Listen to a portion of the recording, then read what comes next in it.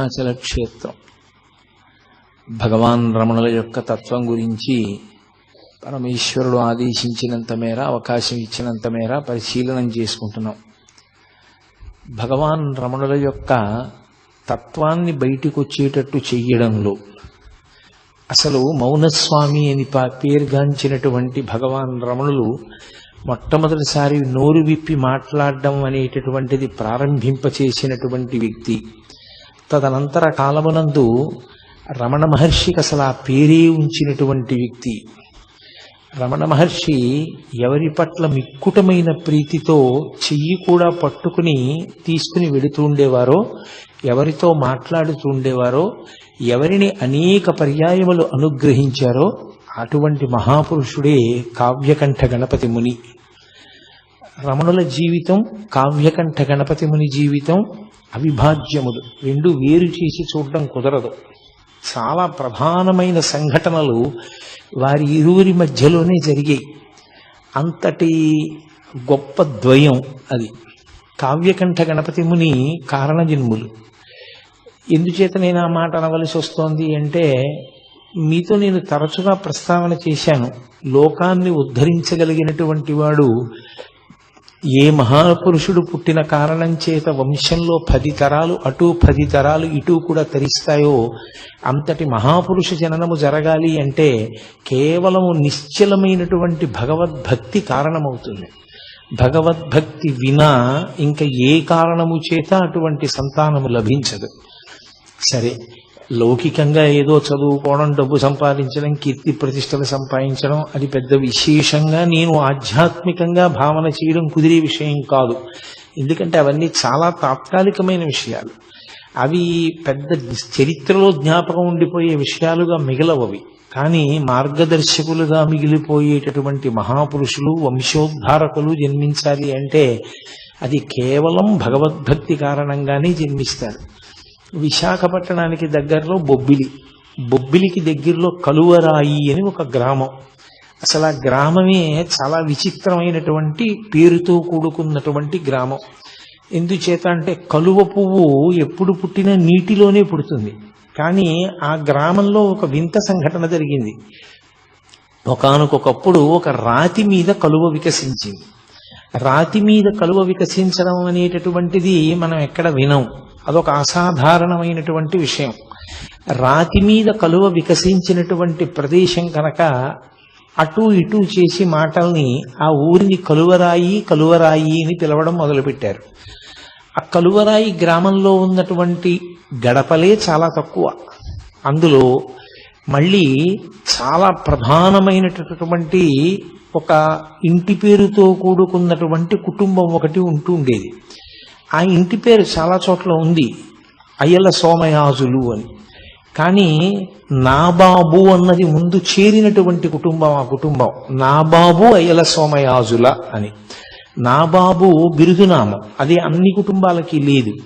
అటువంటి బిరుదునామంతో కూడుకున్నటువంటి ఆ కుటుంబంలో ఒక తరం దగ్గరికి వచ్చేటప్పటికీ నరసింహశాస్త్రి గారని సద్బ్రాహ్మణుడు. ఆయన ఆయుర్వేద శాస్త్రంలోనూ జ్యోతిష శాస్త్రంలోనూ దిట్ట. ఈ 2 శాస్త్రాలు, మంత్రశాస్త్రం ఇవి ఉన్నాయనుకోండి, సాధారణంగా విశేషమైన పలుకుబడి ఉంటుంది లోకంలో. ఎందుచేత అంటే, ఒకటి ఆయుర్వేద శాస్త్రం చేతిలో ఉంటే అంతకు మించిన వైద్యుడు ఎవరుంటారు? ఈ రోజుల్లో ఉన్నట్లుగా అల్లోపతి డాక్టర్లు అంతమంది ఉండేవారు కాదు. కాబట్టి ఆయుర్వేదంలో నిష్ణాతుడై ఉంటే లోకంలో అందరికీ సుపరిచితుడవుతాడు. ఇక రెండవది, జ్యోతిష శాస్త్ర ప్రవేశం కలిగి ఉండడం అనేటటువంటిది అందరికీ అవసరాలు తీరుస్తూ ఉంటుంది. ఇంట్లో ఓ పెళ్లి జరగాలన్నా, ఓ ముచ్చట జరగాలన్నా, ఓ వేడుక జరగాలన్నా ప్రతిదానికి శుభాశుభములను నిర్ణయించగలగడం, ఓ సుముహూర్త నిర్ణయం చేస్తూ ఉండడం, ఏ కార్యక్రమం చేసుకుంటే ఇబ్బందులు తొలగుతాయో చెప్పగలగడం, జాతకాన్ని పరిశీలన చేయడం, ఇవన్నీ చేస్తుంటారు. కాబట్టి లబ్ధప్రతిష్ఠులు అవుతారు. దానికి తోడు ఆయన గొప్ప మంత్రశాస్త్రవేత్త. అనేక మంత్రములను ఉపదేశం పొందాడు ఆయన. పొంది ఆ మంత్రములన్నిటినీ చాలా నిష్ఠతో ఆయన ప్రతిరోజు కూడా జపం చేస్తూ ఉండేవాడు. ఆయన స్వయంగా విఘ్నేశ్వర భక్తుడు. వినాయకుడంటే చాలా విశేషమైన ప్రీతి. అందున ఆయనకి ఇష్టదైవం డుంఠి గణపతి. డుంఠి గణపతి అంటే కాశీపట్టణంలో ఉంటారు. కంఠం మీద చంద్రవంక ఉంటుంది అని. ఆ చంద్రవంక ఉన్నటువంటి గణపతి డుంఠి గణపతి అని శ్రీనాథుడు వర్ణన చేశాడు. ఆ భీమఖండంలోనూ కాశీఖండంలోనూ కూడా వర్ణిస్తాడు. అందుకని అటువంటి డుంఠి గణపతి స్వరూపం అంటే ఆయనకి బహుధా ప్రీతి. ఆయనకి భార్య నరసమాంబ. ఆ తల్లి ఆయనకి తగినటువంటి ఇల్లాలు, అపారమైనటువంటి భక్తి తత్పరురాలు. ఆవిడ పతిసేవాపరాయణ, ఎప్పుడూ భర్తని సేవిస్తూ ఉండేది. వాళ్ళిద్దరికీ ఒక కుమారుడు జన్మించాడు. ఆవిడికి సూర్యనారాయణమూర్తి ఇష్టదైవం. ఆవిడ సూర్యనారాయణమూర్తిని ఉపాసన చేసేది. ఆ పుట్టినటువంటి కొడుక్కి భీమశాస్త్రి అని పేరు పెట్టారు. ఆ పిల్లవాడు పెరిగి పెద్దవాడు అవుతున్నాడు. వాడు చిన్న వయస్సులో ఉండగా అకస్మాత్తుగా అనారోగ్యం ఏర్పడింది. సాధారణంగా లోకంలో ప్రఖ్యాతి ఏమనుంది అంటే ఆరోగ్యం భాస్కరాదిచ్చేత్ అని. ఆరోగ్యమునిచ్చేటటువంటి వాడు సూర్య భగవానుడు అని. పైగా ఆయుర్వేద శాస్త్రం తెలిసినటువంటి వాడు భర్త. ఆ వ్యాధికి ఆయన వైద్యం చేస్తున్నప్పటికీ అతను ప్రాణాంతకమైనటువంటి స్థితిని చేరిపోయాడు. ఇక పిల్లవాడు బ్రతకడు అన్నారు. నిజంగా స్థితిని చేరాడు. ఆ పిల్లవాడు ఎగమూపిరి వచ్చేసింది. ఆ సమయంలో ఆవిడికి దేవతల మీద ఉన్న నమ్మకం అటువంటిది. ఆవిడ సూర్యనారాయణమూర్తికి మొక్కింది. నా కొడుక్కి ఆరోగ్యం ఇవ్వగలిగినటువంటి వాడివి నువ్వు తప్ప వేరొకరు లేరు. నేను నిన్ను నమ్మి ఉన్నాను, కాబట్టి నువ్వే నా కొడుకుని బతికించవలసింది అని కొద్దిగా అక్షతలు, ఒక పసుపు కొమ్ము, ఓ డబ్బు మూట కట్టి మీదు కట్టారంటారు. మీదు కట్టి ఎవరికో ఇచ్చి అరసవెల్లి పంపింది. నా కొడుకు బ్రతికితే నా కొడుకుని తీసుకుని నీ అరసవెల్లి క్షేత్రానికి వచ్చి తలనీలాలు ఇస్తాను. ఆమె యొక్క నిశ్చలమైన భక్తికి సూర్యనారాయణమూర్తి అనుగ్రహించాడు. అసలు మీకు చాలా ఆశ్చర్యం ఏమిటంటే ఈ కంటితో చూడ్డానికి వీలైనటువంటి పరబ్రహ్మస్వరూపము సూర్యనారాయణమూర్తి ఒక్కడే. సూర్యనారాయణమూర్తి చేత రక్షింపబడనటువంటి పౌరాణికమైన విశిష్టమైన వ్యక్తులు లేరు. మహాభారతంలో ద్రౌపదీదేవి రక్షింపబడింది అంటే సూర్యనారాయణమూర్తి వల్లే. విరాట పర్వంలో సూర్యనారాయణమూర్తి కృచ్చిని పంపాడు కాబట్టి ఆమెని ఆవహించి కీచకుణ్ణి తోసేసి పడిపోయేటట్టుగా చేశాడు. అందువల్ల ద్రౌపదీదేవి తప్పించుకుంది. సరే, శ్రీరామచంద్ర ప్రభువు ఆదిత్య హృదయాన్ని ఉపదేశం పొంది అగస్త్య భగవానుడి దగ్గర ఆయన ఆ మంత్రజపం చేత రావణాసురుణ్ణి సంహరించగలిగారు అన్నది జగద్విదితం. సీతమ్మ తల్లి చాలా కష్టంలో ఉన్నప్పుడు ఆమె కూడా సూర్యనారాయణమూర్తిని ఉపాసన చేస్తూ ఉండిపోయింది రాముని యొక్క విజయం కోసం. కాబట్టి అసలు సూర్యనారాయణమూర్తిని ఉపాసన చెయ్యనటువంటి వాళ్ళు లోకంలో లేరు. లలితా సహస్రనామ స్తోత్రానికి భాష్యం ఇచ్చినటువంటి భాస్కరరాయల వారు కూడా గొప్ప సూర్యోపాసకుడు. ఆయనకి సూర్య భగవానుడు ప్రత్యక్షం అయ్యాడు కూడా. కాబట్టి ఆ తల్లి సూర్యనారాయణమూర్తికి నమస్కారం చేసింది. ఆ నరసమాంబ, నా కుమారుడు బ్రతికి బట్ట కడితే వాడి 3వ ఏట వచ్చినప్పుడు నేను తీసుకొచ్చి తలనీలాలు ఇస్తాను, నీ దగ్గరే దర్శనం చేసుకుంటాం కుటుంబం అంతా. ఆశ్చర్యకరంగా పిల్లవాడు బతికాడు. ఆ పిల్లవాడిని తీసుకుని తలనీలాలు ఇవ్వడం కోసమని బయలుదేరి అరసవిల్లి క్షేత్రానికి చేరారు. అప్పుడు పెద్ద ఉత్సవం జరుగుతోంది. ఆ ఉత్సవంలో దంపతులిద్దరూ చాలా సంతోషించారు. ఈశ్వర దేవాలయాన్ని చూసి కొడుకుతో కలిసి సూర్యనారాయణమూర్తిని దర్శనం చేసుకున్నారు. దర్శనం చేసుకుని ఆ దేవాలయ ప్రాంగణంలోనే ఒక చోట భార్యాభర్తలు ఇరువురూ కూడా నిద్ర చేశారు. అసలు యథార్థమునకు ఏదైనా క్షేత్రానికి వెడితే రాత్రి ఉండకుండా రాకూడదు. రాత్రి నిద్ర చెయ్యాలి. నిద్ర చేసి రావాలి క్షేత్రంలో. నిద్ర చేయకుండా ఏదో పొద్దున్నే బయలుదేరి వెళ్ళిపోయి దర్శనం చేసుకుని వెంటనే వెళ్ళకూడదు. క్షేత్రము అంటే నిద్ర చేయవలసినటువంటి ప్రదేశము అని. కాబట్టి వాళ్ళు నిద్ర చేశారు అరసవిల్లిలో. ఆవిడ నిద్రపోతున్నప్పుడు తెల్లవారుజాము సమయం అయింది. ఈ భర్తగారైనటువంటి నరసింహశాస్త్రి గారు కాలకృత్యాలు తీర్చుకోవడం కోసమని దూరంగా వెళ్ళాడు. ప్రాతకాలం ఆవిడికి బాగా గాఢమైన నిద్ర పట్టింది. ఆ నిద్రలో ఆవిడికి ఒక దేవతా స్వరూపం ప్రత్యక్షమైంది. పచ్చగా మెరిసిపోతోంది అగ్నికాంతితో ఒక స్త్రీ.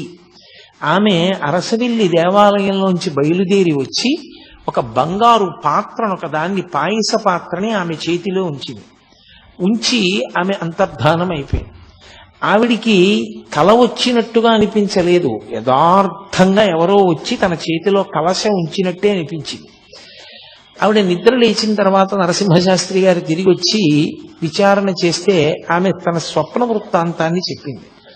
ఆయన స్వప్న శాస్త్రం కూడా తెలుసున్నవాడు. అందుకని ఆయన అన్నాడు, సాధారణంగా ఇలాంటి కల వస్తే ఆమె గర్భిణి అవుతుంది. గర్భచిహ్నములు కనపడితే నీ కడుపున పుట్టబోయేటటువంటి పిల్లవాడు దైవాంశ సంభూతుడవుతాడు. నీకు కనపడినటువంటి స్వరూపాన్ని హిరణ్మయి అని పిలుస్తారు. ఆ హిరణ్మయి స్వరూపం సూర్యనారాయణమూర్తి యొక్క తేజోమండలం నుంచి వచ్చినటువంటి అగ్నిస్వరూపం. అది కలశ నీ చేతిలో ఉంచింది అంటే తప్పకుండా నీ కడుపున చాలా గొప్ప పిల్లవాడొకడు జన్మిస్తాడు. నాకు ఎప్పటి నుంచో ఒక కోరిక ఉంది, ఆ కోరిక తీర్చవలసినటువంటి కొడుకునిమ్మని నేను గణపతిని ప్రార్థిస్తున్నాను, అలాంటి కొడుకుని ఇస్తాడేమో అన్నాడు. ఏమిటైన ప్రార్థన? అప్పటికి భారతదేశానికి స్వాతంత్ర్యం రాలేదు. ఇతర విశ్వాసముల వాళ్ళు సనాతన ధర్మాన్ని ఏమీ తెలియకపోయినా నిష్కారణ విమర్శ చేసి భారతదేశపు సంస్కృతి సంప్రదాయములను పాడు చేస్తున్నారు. నరసింహశాస్త్రి గారు ఇప్పుడు బతికుంటే రోజూ గుండెలు బాదుకునేవాడేమో. కాబట్టి ఆయన బెంగ పెట్టుకుని పరమేశ్వరుణ్ణి ప్రార్థన చేశాడు. విశేషమైనటువంటి వాగ్ధాటి కలిగినటువంటి వాడు, గొప్ప ఆశు కవితా ధార కలిగిన వాడు, సరస్వతీ కటాక్షమున్నవాడు, ధైర్యంగా సభలో నిలబడి సనాతన ధర్మము యొక్క వైభవమును చాటి చెప్పగలిగిన వాడు, అటువంటి పిల్లవాడు నాకు కావాలి అని. అటువంటి కొడుకు పుడతాడేమో, సూర్యనారాయణమూర్తి అనుగ్రహించి ఉంటాడు, అందుకే హిరణ్మయీ స్వరూపం నీకు దర్శనమిచ్చింది అన్నాడు. కొంతకాలం అయింది, ఇంటికి వెళ్ళారు. ఆమెకి గర్భ సూచనలు కనపడ్డాయి.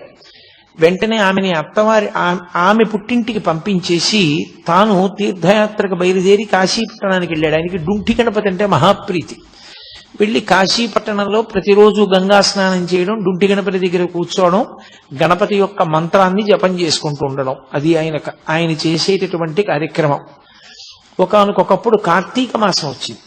ఈ కార్తీక మాసంలో బహుళపక్షంలో వచ్చినటువంటి అష్టమి, అది బహుధాన్యానామ సంవత్సరం, ఆదివారం సూర్యనారాయణమూర్తికి పెట్టింది పేరు. ఎందుకంటే అది సూర్యహోరతో ప్రారంభం అవుతుంది కాబట్టి ఆ రోజు, అందుకని భానువారము అని పిలుస్తాం.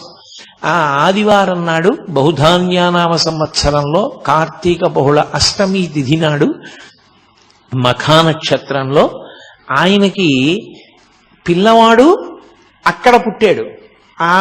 ఆయన భార్య గారైనటువంటి నరసమాంబ గారు ఉన్నటువంటి పుట్టింట్లో పుట్టాడు. ఇక్కడ ఈయన కార్తీక బహుళ అష్టమి తిథి నాడు డుంఠి గణపతి దేవాలయంలో కూర్చుని ధ్యానంలో జపం చేసుకుంటున్నాడు.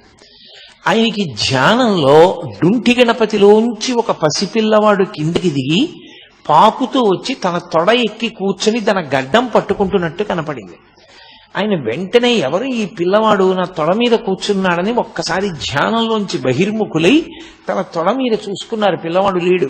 గణపతి వంక చూశారు, గణపతి అలాగే ఉన్నారు. అచ్చు పిల్లవాడు వచ్చినట్లు అనిపించింది అని ఒక్క క్షణం ఆలోచించారు.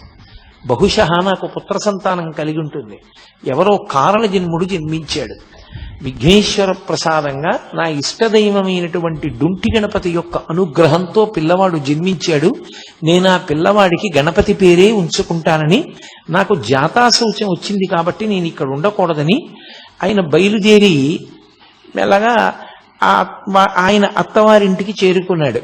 భార్య సంతోషంగా మిరిసిపోతున్నటువంటి పిల్లవాడిని తీసుకొచ్చి చేతుల్లో పెట్టింది.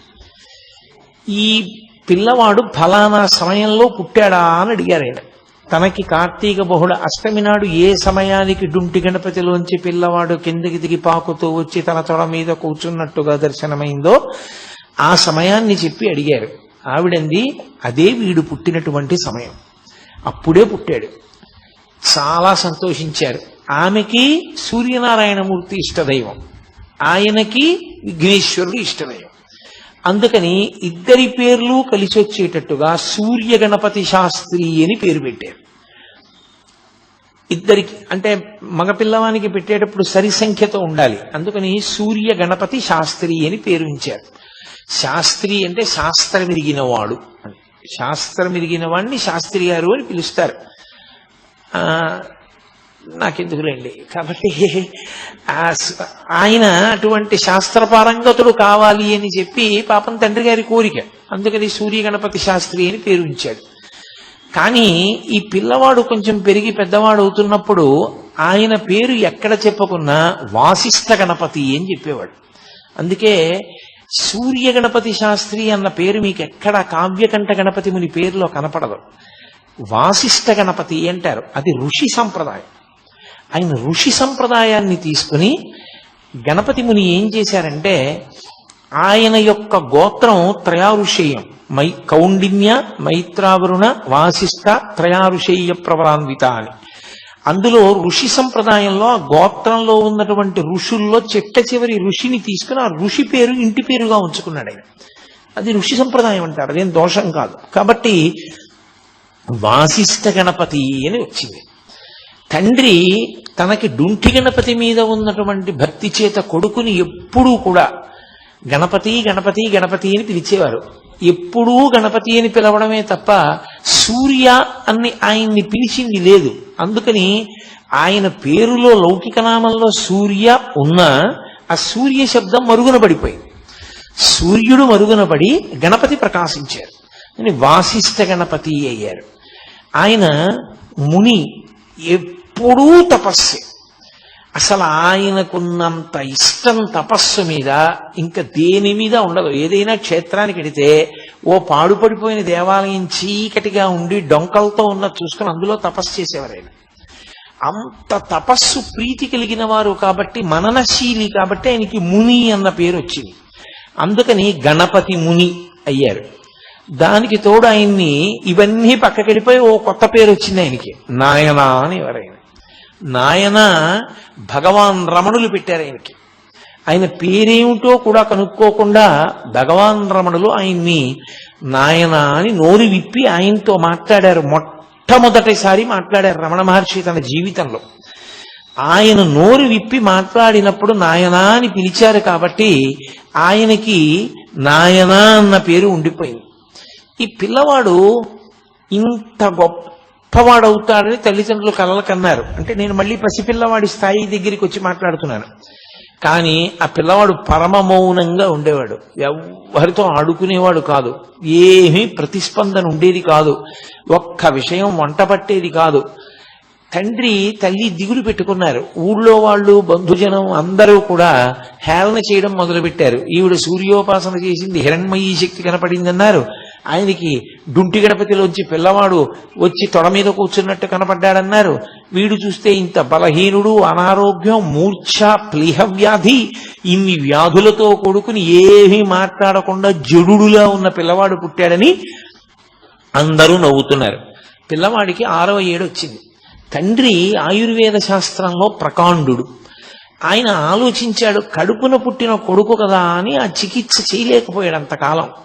ఇక ఆలోచించి ఆయుర్వేద శాస్త్రంలో చెప్పబడింది కాబట్టి నేను ఈ చికిత్స చేస్తాను పిల్లవాడికని అగ్ని సంబంధమైన చికిత్స ఒకటి చేశాడు.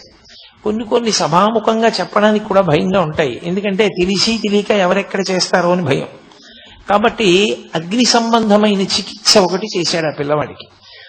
అది చేసి చెయ్యగానే పెద్ద ప్రవాహానికి అడ్డు తీసేసినట్టుగా వచ్చేసింది ఆయనలో శక్తి. వచ్చేసి విశేషంగా మాట్లాడడం మొదలుపెట్టాడు. అపారమైనటువంటి కవితాధార.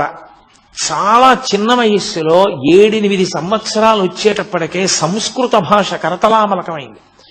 ఆయన 10వ ఏటలోనే పాండవ ధార్తరాష్ట్ర సంభవము అనబడేటటువంటి అద్భుతమైనటువంటి గ్రంథాన్ని రచించాడు. ఆ పిల్లవాడు ఎన్ని మంత్రాలు తండ్రి దగ్గర ఉపదేశం పొందాడు. తల్లిగారి దగ్గర సూర్యనారాయణమూర్తి యొక్క ఉపాసన, భక్తి అంతటినీ పుణికి పుచ్చుకున్నాడు. అన్నిటినీ మించి అంత చిన్న పిల్లవాడిని పంచాంగం ఎలా గుణిస్తారో నేర్పడానికి తండ్రి పంపించాడు. 4 రోజులు వెళ్ళి పంచాంగం ఎలా గుణిస్తారో నేర్చేసుకుని పంచాంగం మీద కాల గణనానికి సంబంధించిన శాస్త్రం చదివి పంచాంగ గణనం చేసే శాస్త్రి గారికి ఇలా చేస్తే బాగుంటుందనో కొత్త పద్ధతిని నేర్పాడు ఆయన. అంతటి ఏకసంతాగ్రాహి. దానికి తోడు అపారమైనటువంటి శారదా కటాక్షం. దేని మీదైనా సరే ఆయన ఆసువుగా అద్భుతమైనటువంటి సంస్కృత శ్లోకాల్ని అసలు అదొక పెద్ద వర్షమే అలా వర్షించేవారు.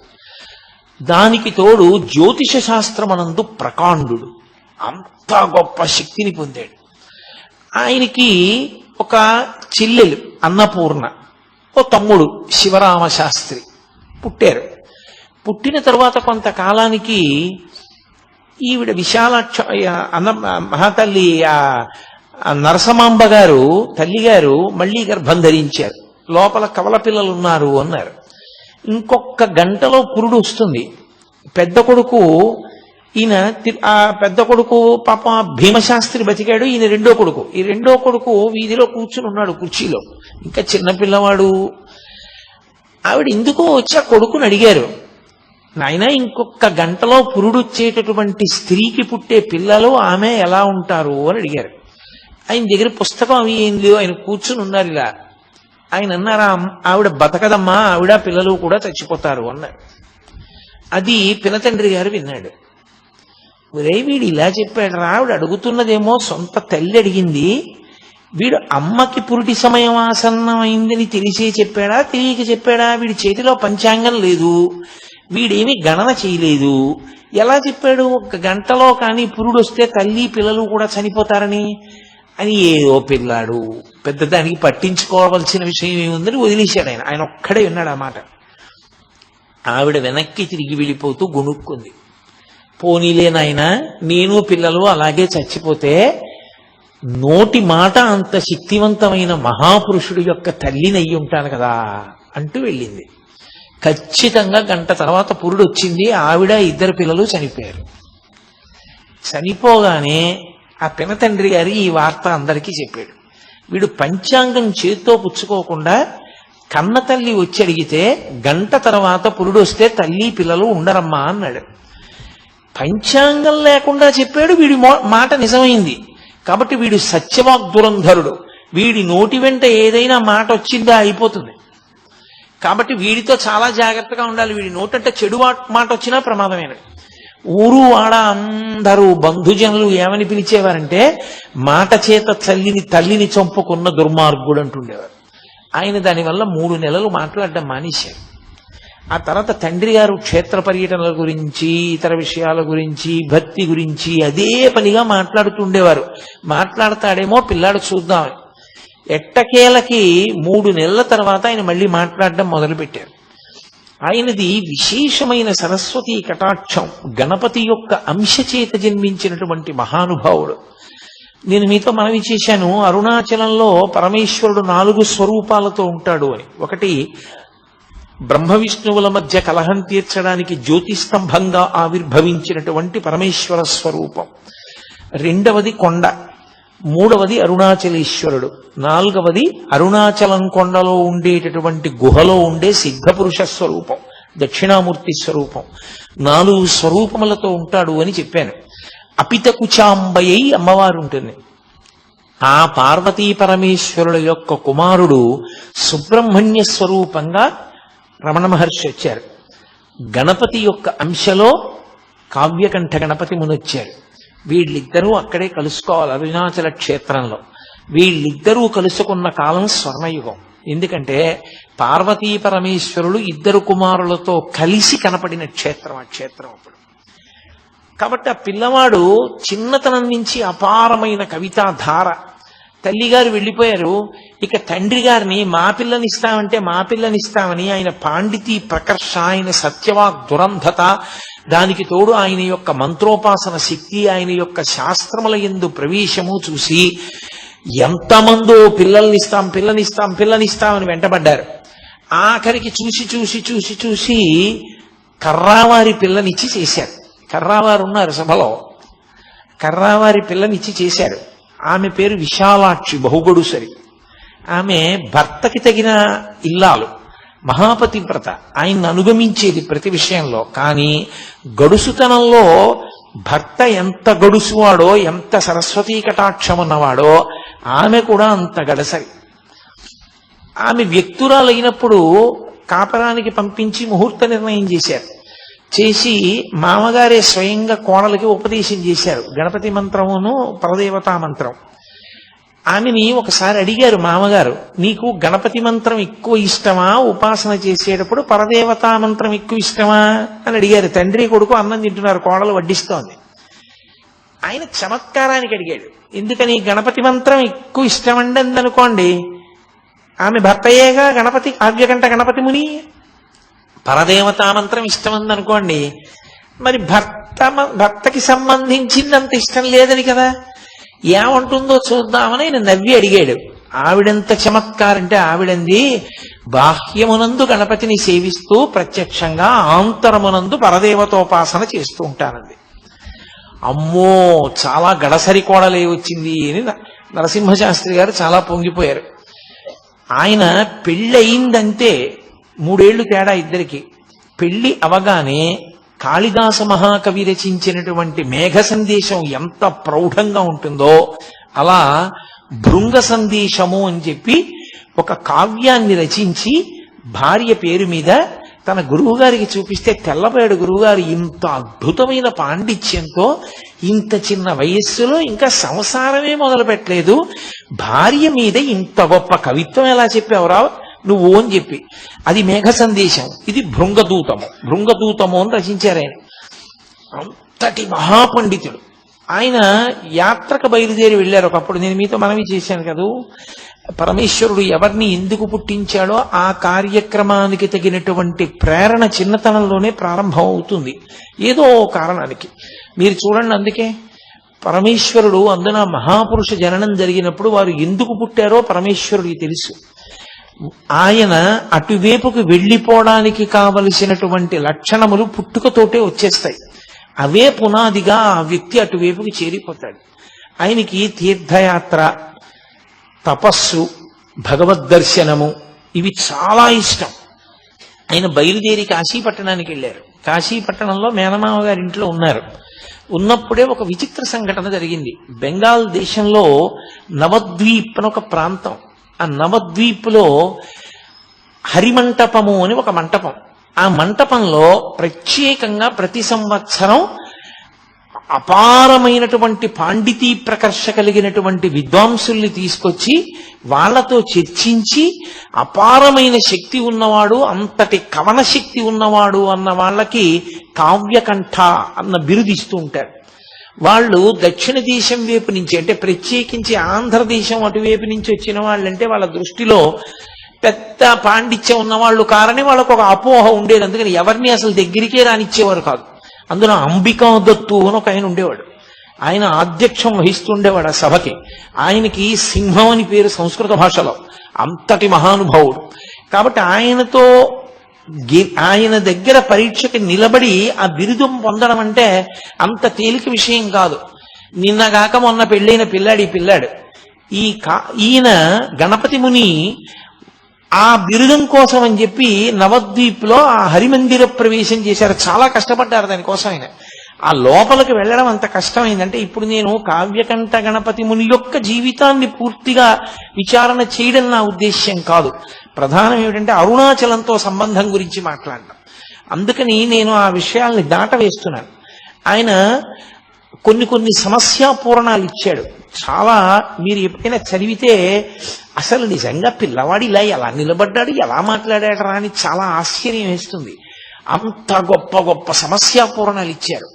అవలీలగా వాదించి ఆఖరికి ఎంత స్థాయిలో బెదిరించారంటే ఆ అంబికా దత్ అన్న ఆయన్ని ఈయనేదో చిన్నతనం చేసి మాట్లాడబోయాడు. ఆయన అన్నారు, గణపతి ముని నువ్వు అంబికా దత్తుడివి, కన్న కొడుకువి కావు, నేను గణపతిని కన్న కొడుకుని, నేనా నువ్వా ఎవరెక్కువ పరదేవత కన్నారు. తెల్లబోయాడు ఆయన. ఆఖరికి ఆ సంవత్సరం ఈయన యొక్క కవితాధార చూసి కావ్యకంఠ అన్న బిరుదు ఈ పిల్లవానికి ఇచ్చారు. దాంతో ఈయన యొక్క యశశ్చంద్రికలు అంతటా వ్యాపించడం మొదలుపెట్టాయి. సరే, అక్కడి నుంచి బయలుదేరారు, ఇంటికి వచ్చారు. నేను ప్రధానమైనటువంటి భాగంలోకి రావలసి ఉంటుంది కదూ. ఆయన బయలుదేరి దక్షిణ దేశానికి యాత్రకు వచ్చారు. వచ్చి కాంచీపురం వెళ్ళి కాంచీపురంలో కొన్ని కోట్ల పర్యాయములు శివ శక్తి సంబంధమైనటువంటి మంత్రములను జపం చేశారు. జపం చేసి ఆయన అక్కడి నుంచి అరుణాచల క్షేత్రానికి వచ్చారు. వచ్చి అరుణాచల క్షేత్రంలో అపితకుచాంబ అరుణాచలేశ్వరుల ముందు నుంచి వెళ్ళాలి. స్మార్తులకు నియమం ఏమిటంటే ముందు పరమేశ్వర దర్శనం చేసి అమ్మవారి దర్శనం చేస్తారు. అంతేకాని ముందు అమ్మవారి దర్శనం చేసి అయ్యవారి దర్శనానికి వెళ్ళరు. కానీ కావ్యకంఠ గణపతి మునికి అన్నీ తెలిసిన్నా ఆ రోజు ఆయన ఎందుకో ముందు అపితకుచాంబ దర్శనానికి వెళ్ళారు. ఆయన వెళ్లి అపితకుచాంబ ముందు ఇలా నిలబడి చేతులొగ్గి నమస్కారం చేస్తున్నారు. అంతే, అమ్మవారికి అలంకారం చేసినటువంటి పువ్వులన్నీ జల జల జల జల రాలి కింద పడిపోయి, ఓహో నన్ను అమ్మ అనుగ్రహించింది, గణపతి కదు, మరి గణపతి అంశ కదూ, ఆవిడికి అందులో కొడుకుని చూస్తే మహాప్రీతి, హేరంబుడిని పేరు మహానుభావుడికి. అమ్మవారు యొక్క కళ తగ్గించవలసి వస్తే శంకరాచార్యుల వారు ఎదురుగుండా గణపతి ప్రతిష్ఠ చేసేవారు. శ్రీకాళహస్తి క్షేత్రానికి కూడా ఆవిడ గణపతితో కలిసే వచ్చింది. కాబట్టి పెద్ద కొడుకు అంత ప్రీతి ఆవిడికి గణపతి అంటే. అందుకని చూడగానే ఆవిడ మించి పువ్వులన్నీ రాలిపడ్డాయి. చాలా సంతోషించారు ఆయన, అమ్మ అనుగ్రహం కలిగింది అనుకున్నారు. ఆయనతో పాటు తమ్ముడు శివరామ శాస్త్రి కూడా వచ్చాడు. వచ్చి ఆయన అరుణాచలేశ్వర దర్శనానికి వెళ్ళారు. అప్పటి వరకు తీర్థయాత్రలలో ఎన్నో దేవాలయాలకు వెళ్ళారు, ఎన్నో దర్శనాలు చేశారు. కానీ అరుణాచలేశ్వరుడి ముందు ఇలా నిలబడేటప్పటికీ ఆయన ఒంట్లో పులకాంకురాలు వచ్చి వెన్నుపాములో ఏదో విద్యుత్తు ప్రవహించినట్టుగా ఈయనతో నాకేదో గొప్ప అనుబంధం ఉంది, తండ్రి నన్ను పిలుస్తున్నావా అన్నారు. ఎంత పారవస్యానికి లోనై బయటికి వచ్చారు. వచ్చి దుర్గమ్మ దర్శనానికి వెడదామని వెడుతున్నారు.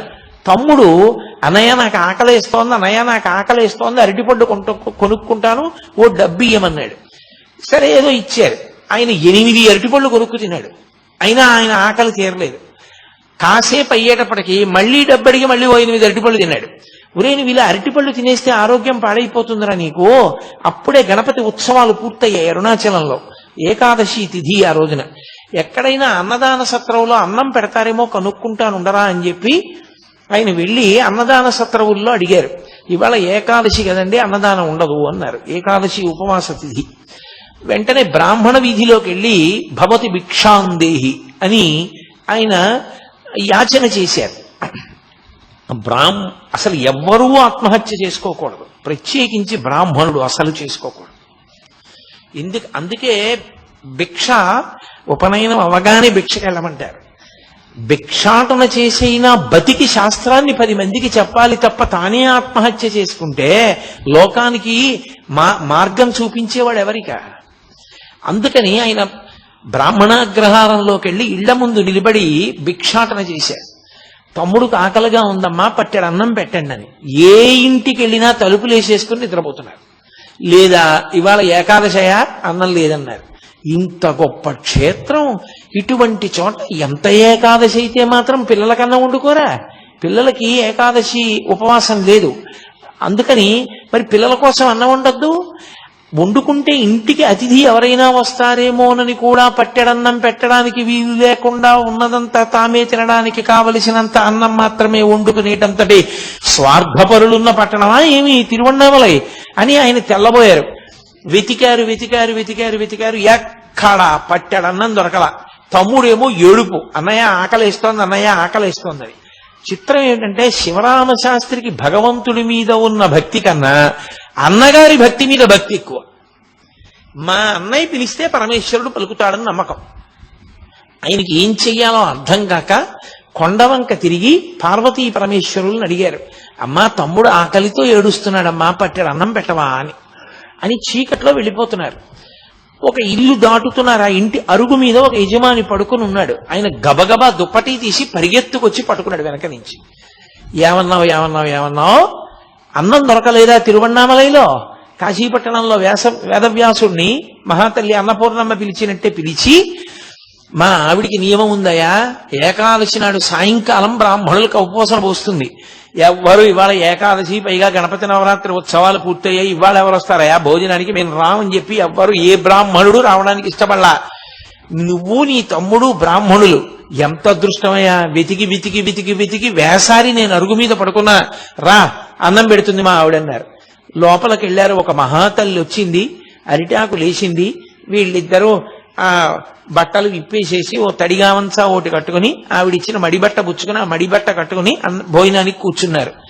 పరిశేచనం ఔపోసన వేశారు, ఔపోసన పుచ్చుకున్నారు. షడ్రసోపేతమైనటువంటి విందు పెట్టింది ఆవిడ. చక్కగా ఇద్దరు భోజనం చేసేశారు.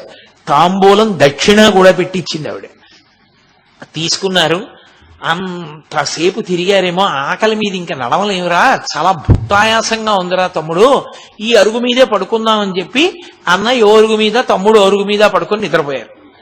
అంత అలిసిపోయి కడుపు నిండా తిని పడుకున్నారేమో, లేత సూర్యకిరణాలు పడుతుండగా తెలివచ్చి పైకి లేచి ఆ తల్లి, ఆ ఇల్లు, మహాతల్లి రాత్రి అన్నం పెట్టిందని ఇలా చూశారు. అక్కడ ఇల్లు లేదు, అది గణపతి గుడి. ఆ విఘ్నేశ్వరుడి గుడి అరుగుల మీద పడుకుని ఉన్నారు వాళ్ళిద్దరు. తమ్ముడిని పిలిచి అడిగారు, ఒరే రాత్రి మనం ఒక ఇంట్లో భోజనం చేశాం కదరా, ఒక తల్లి మనకు అన్నం పెట్టింది కదా, ఆ అరుగుల మీద కదా పడుకున్నాం అన్నాడు. అనుమానం ఏమన్నాయా, మన ఇద్దరం అలాగే కదా పడుకుని నిద్రపోయాం అన్నాడు తమ్ముడు. అని ఆయన తెల్లబోయాడు, ఇదేంటన్నాయా వినాయకుడు గుడి ఉంది ఇక్కడ ఇంటికి బదులు అన్నాడు. ఒరే రాత్రి మనకి నిజంగా అలా అన్నం పెట్టిందా అన్న చిత్తభ్రాంతి కలిగిందిరా మన ఇద్దరికి అన్నారు. తీరా చూస్తే రాత్రి ఆవిడ భోజనం పెట్టిన తరువాత ఇచ్చినటువంటి తాంబూలాలు కూడా వాళ్ళిద్దరి దగ్గరే ఉన్నాయి, వాడిపోయి. ఏమాశ్చర్యం అని చెప్పి చుట్టుపక్కలంతా వెతికారు. అసలు అటువంటి దంపతులు లేరు, అటువంటి ఇల్లు లేదు. సాక్షాత్ పార్వతీ పరమేశ్వరులే ఆయనకి గణపతి దేవాలయంలో దర్శనమిచ్చి అన్నం పెట్టారు. అన్నం తిన్నారు, బయలుదేరారు. కానీ ఏమి పరమేశ్వరుని యొక్క పరీక్షో! ఆ అరుణాచల క్షేత్రంలో శేషాద్రి స్వామి ఎన్ని పరీక్షలు ఎదుర్కొన్నారో, భగవాన్ రమణులు ఎన్ని ఇబ్బందులు పడ్డారో, అంత కష్టము కావ్యకంఠ గణపతి ముని పడ్డారు. ఆనాటి నుండి 3 రోజులు అన్నదాన సత్రంలో ఒక పూట భోజనం పెట్టేవారు. రాత్రి అయ్యేసరికి ఏదో కాస్త మంచినీళ్లు తాగడమో కాస్త మజ్జిగ తాగడమో చేసి పడుకునేవారు అన్నదమ్ములు ఇద్దరు. ఎక్కడ అన్నం దొరికేది కాదు. 3 రోజులు అయిపోయిన తర్వాత అన్నదాన సత్రంలో 3 రోజుల కన్నా పెట్టం, వెళ్ళిపోమన్నారు.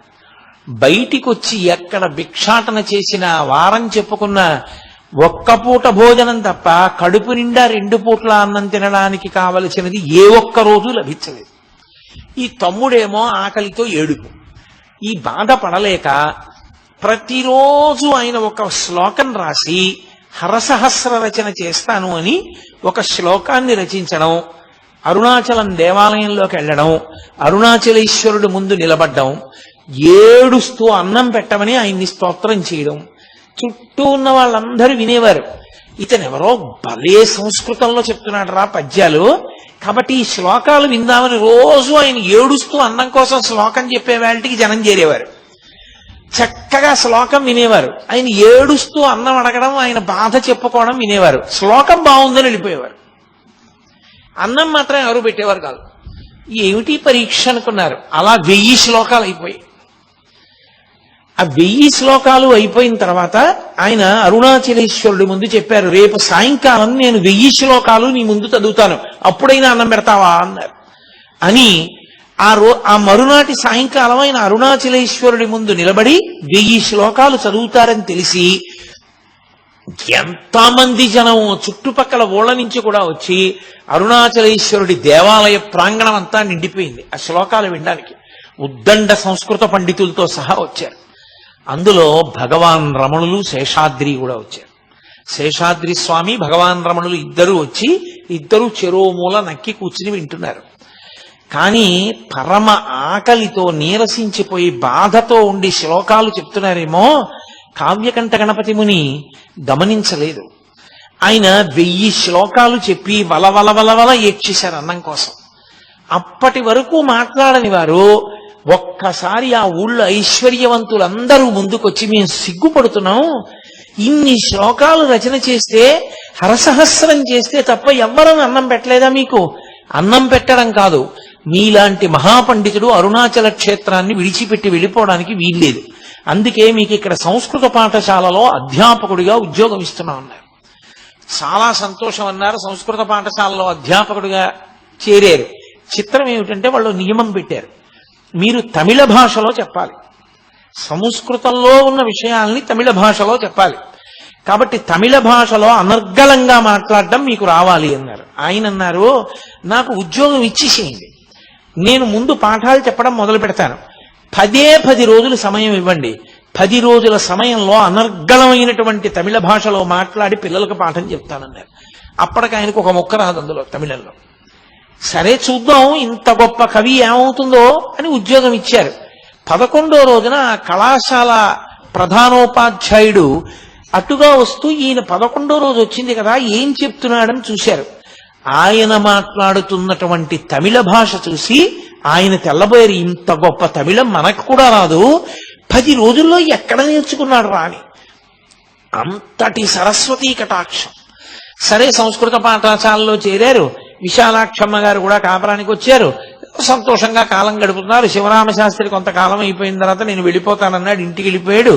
నడుస్తుండగా అకస్మాత్తుగా ఆయనకు ఒక అనుమానం వచ్చి, ఏమిట్రా ఇలా ఎన్నాళ్ళు కూర్చుని ఎందుకు ఆ పాఠం చెప్పుకోవడం ఏమిటి, ఇంటికి రావడం ఏమిటి, పండితులందరూ చుట్టూ చేరడం ఏమిటి, వీళ్ళతో కావ్యగోష్ఠి ఏమిటి, అసలు నేను తపస్సు చేసి ఎన్నాళ్ళయింది. ఇలా కాదు, నాకు ఈ కావ్యాది విషయాల్లో ప్రవేశం ఉంది కానీ స్వరంతో నేను వేదం నేర్చుకోలేదు, కాబట్టి నేను వేదం నేర్చుకుంటానని ఒక వేద పాఠశాలలో చేరాడు.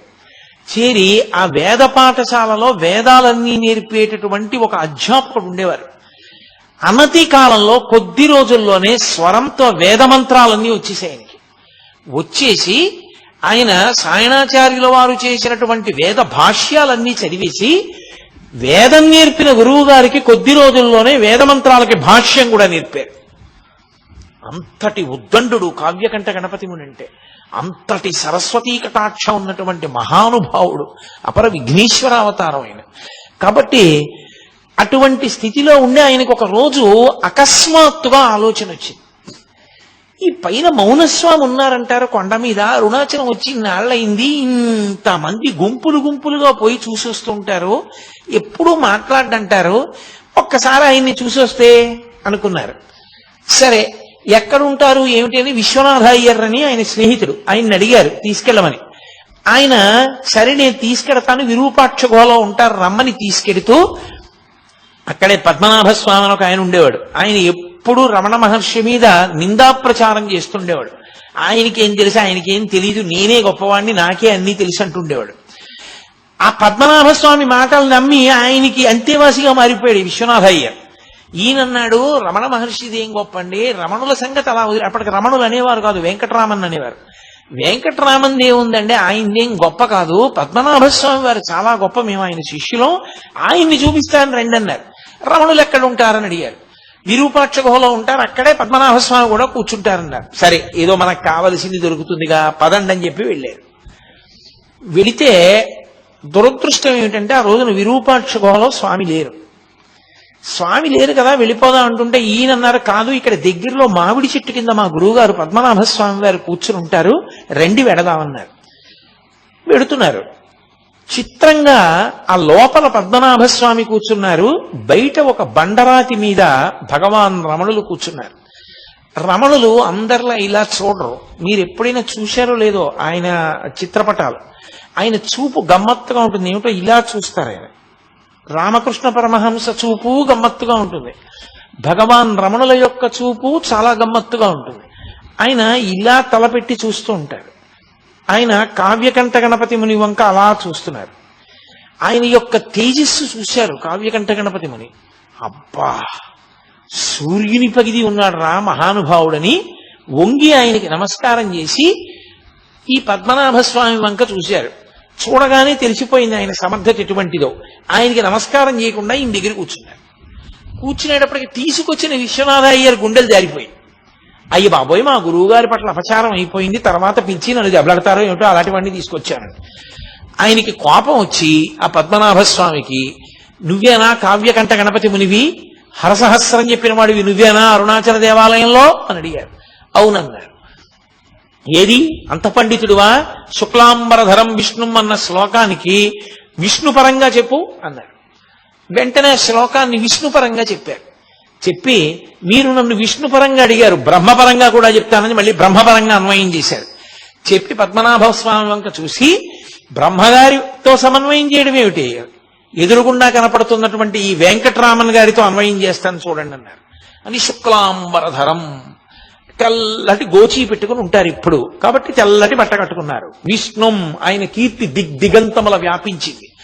ఆయన అటువంటి స్థితిని పొందారు కాబట్టి విష్ణుం శశివర్ణం, తెల్లగా మెరిసిపోతున్నారు కాబట్టి శశివర్ణం. చతుర్భుజం, చతుర్భుజం అంటే భుజం అంటే గెలిచినవాడు అని. కాబట్టి ఆయన మనో బుద్ధి చిత్త అహంకారములనేటటువంటి నాలుగింటిని కూడా భుజించేశాడు, గెలిచేశాడు. ఆయన గెలిచేసిన వాడు కాబట్టి చతుర్భుజం.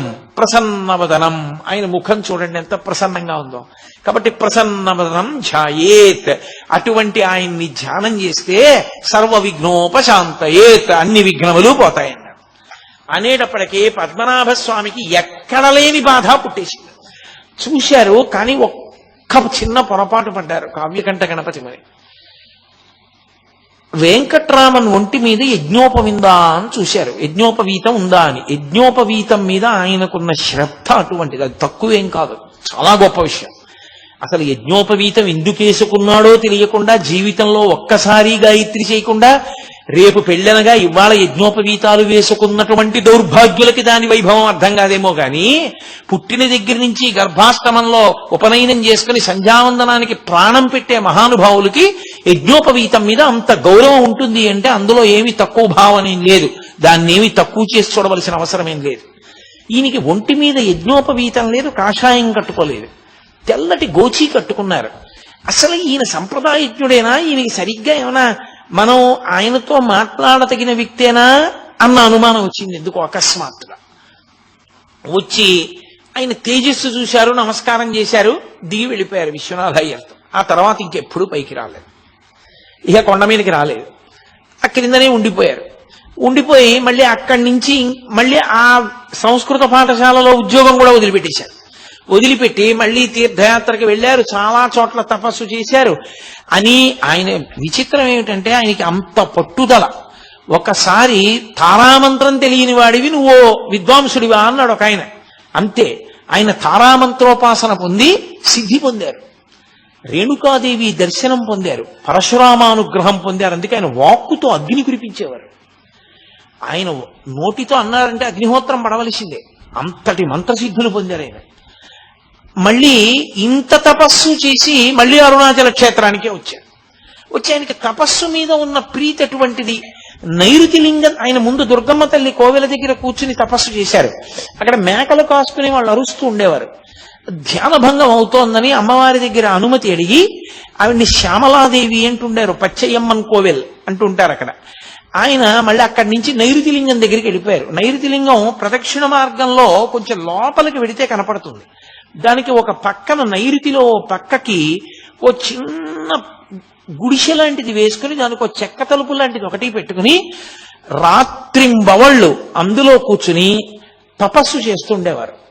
అలా తపస్సు చేస్తున్న రోజుల్లో ఒక ఆశ్చర్యకరమైనటువంటి సంఘటన జరిగింది. ఆయన ఒకసారి అరుణాచలేశ్వరుని యొక్క రథాన్ని చూశారు. అరుణాచలేశ్వరుడికి ఉన్న రథం అంత రథం ఇక ఏ ఈశ్వర స్వరూపానికి ఉండదు అంటారు. 14 భువనములు ఎలా ఉంటాయో అలా 14 అంతస్తుల కొయ్యతేరు అరుణాచలేశ్వరుడు. అది ప్రత్యేకించి కృత్తికా ఉత్సవానికి 8వ రోజున ఆయన నందివాహనారూఢుడై ఆ మరునాడు కొయ్యతేరు మీద వెడుతున్నప్పుడు ఆ విలాసం, ఆ వైభవం చూసి తీరాలంటారు. అంత పెద్ద రథం, ఆ రథం వంక చూశారు. చూసి ఆయన అనుకున్నారు 14 భువనములను ఏకకాలమునందు చూడలేరు, కానీ ఈ రథాన్ని ఇందుకే ఇలా నిర్మాణం చేశారు.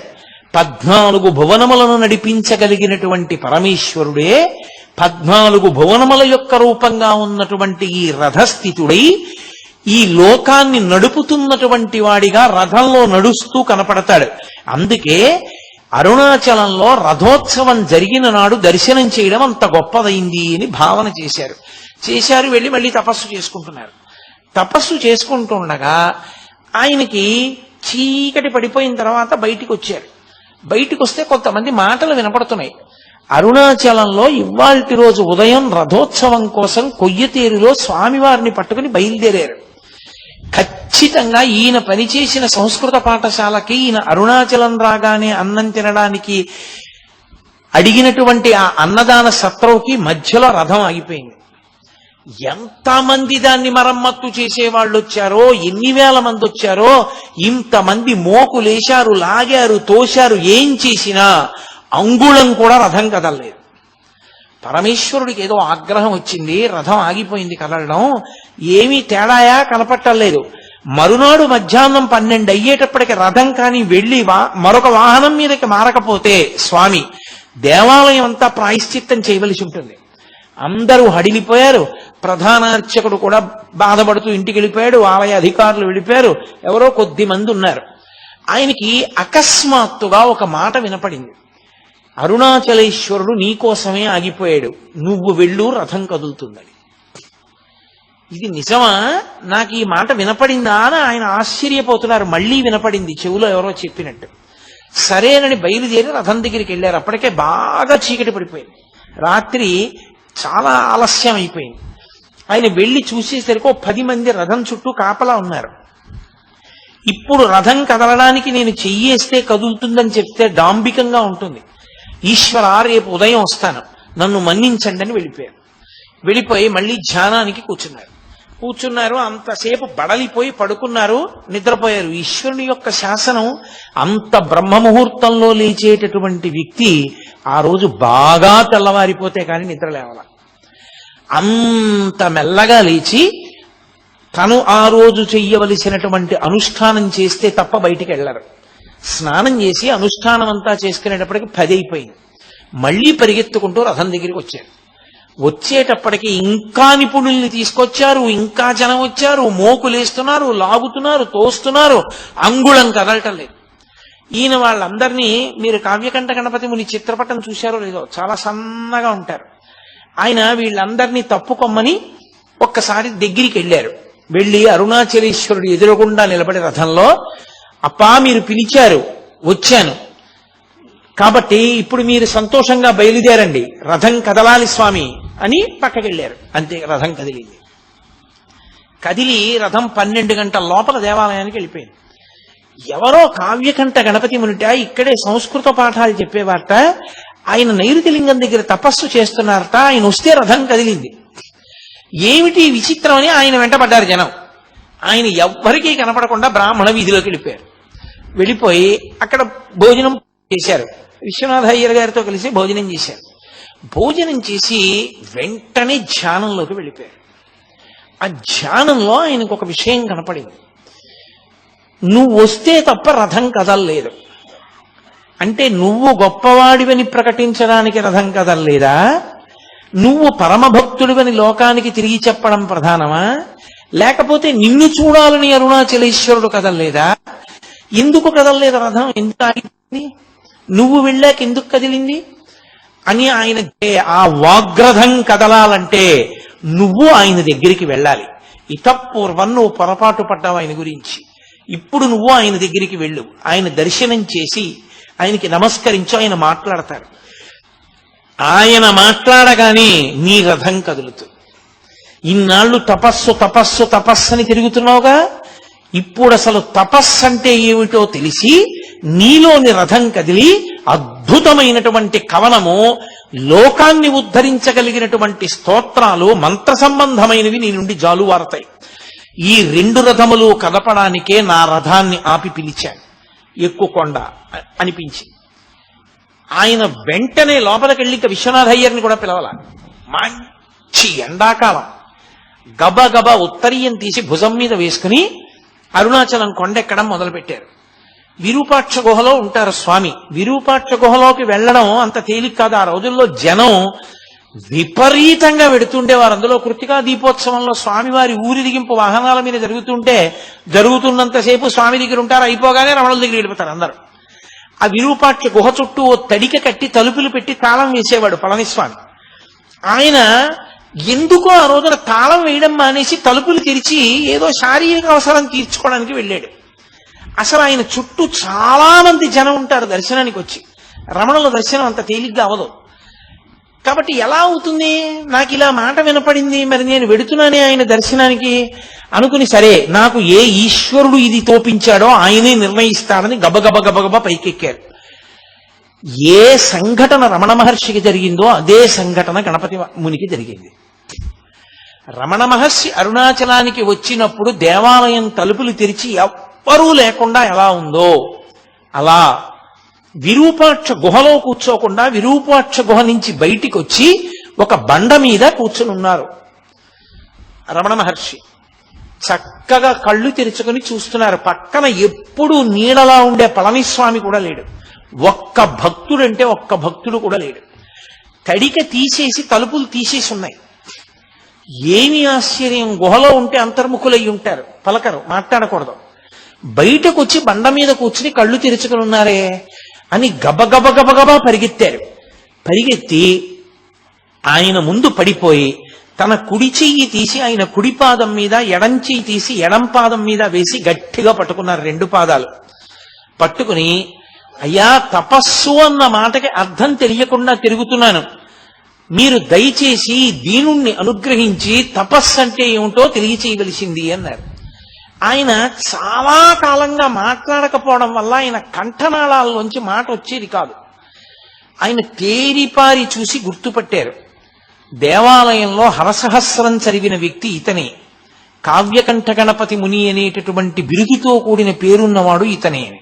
అంతే. యథార్థమునకు పరమేశ్వరుడు విఘ్నేశ్వరుణ్ణి సుబ్రహ్మణ్యుణ్ణి కలిపాడు. అక్కడ అన్న కాళ్ళని తమ్ముడు పట్టుకుంటాడు, ఇక్కడ తమ్ముడు కాళ్ళని అన్న పట్టుకున్నాడు. అంతే తేడా. ఈయన ఎప్పుడైతే కాళ్ళు పట్టుకున్నారో కంఠాన్ని సవరించుకుని రమణులు మొట్టమొదటిసారి నోరు విప్పారు. నోరు విప్పుతూనే నాయనా అన్నారు. అందుకని కావ్యకంఠ గణపతి ముని పేరు నాయనా అని మారిపోయిన తర్వాత ఎప్పుడు ఎవరిని ఏమి మాట్లాడడం కాని పిలవడం చెయ్యడం లేనటువంటి స్వామి అకస్మాత్తుగా నాయనా అన్నారు. నాయనా అని ఎవరిని పిలుస్తారంటే బాగా లోపలికి దక్షిణ దేశంలో విఘ్నేశ్వరుణ్ణి పిలుస్తారు. నాయనా అంటారు. అది విఘ్నేశ్వరుడి పేరు పెట్టుకున్న మనుష్యుల్ని నాయన అని పిలవరు. ఎవరైనా ఒకవేళ ఏ వినాయక శాస్త్రనో పేరు పెట్టుకున్నారనుకోండి, ఆయన్ని నాయన అని పిలవరు. ఒక్క ఈశ్వరుణ్ణి, దేవాలయంలో ఉన్న స్వామినే నాయన అని పిలుస్తారు. నాయన అని గణపతి మునిని పిలిచారు.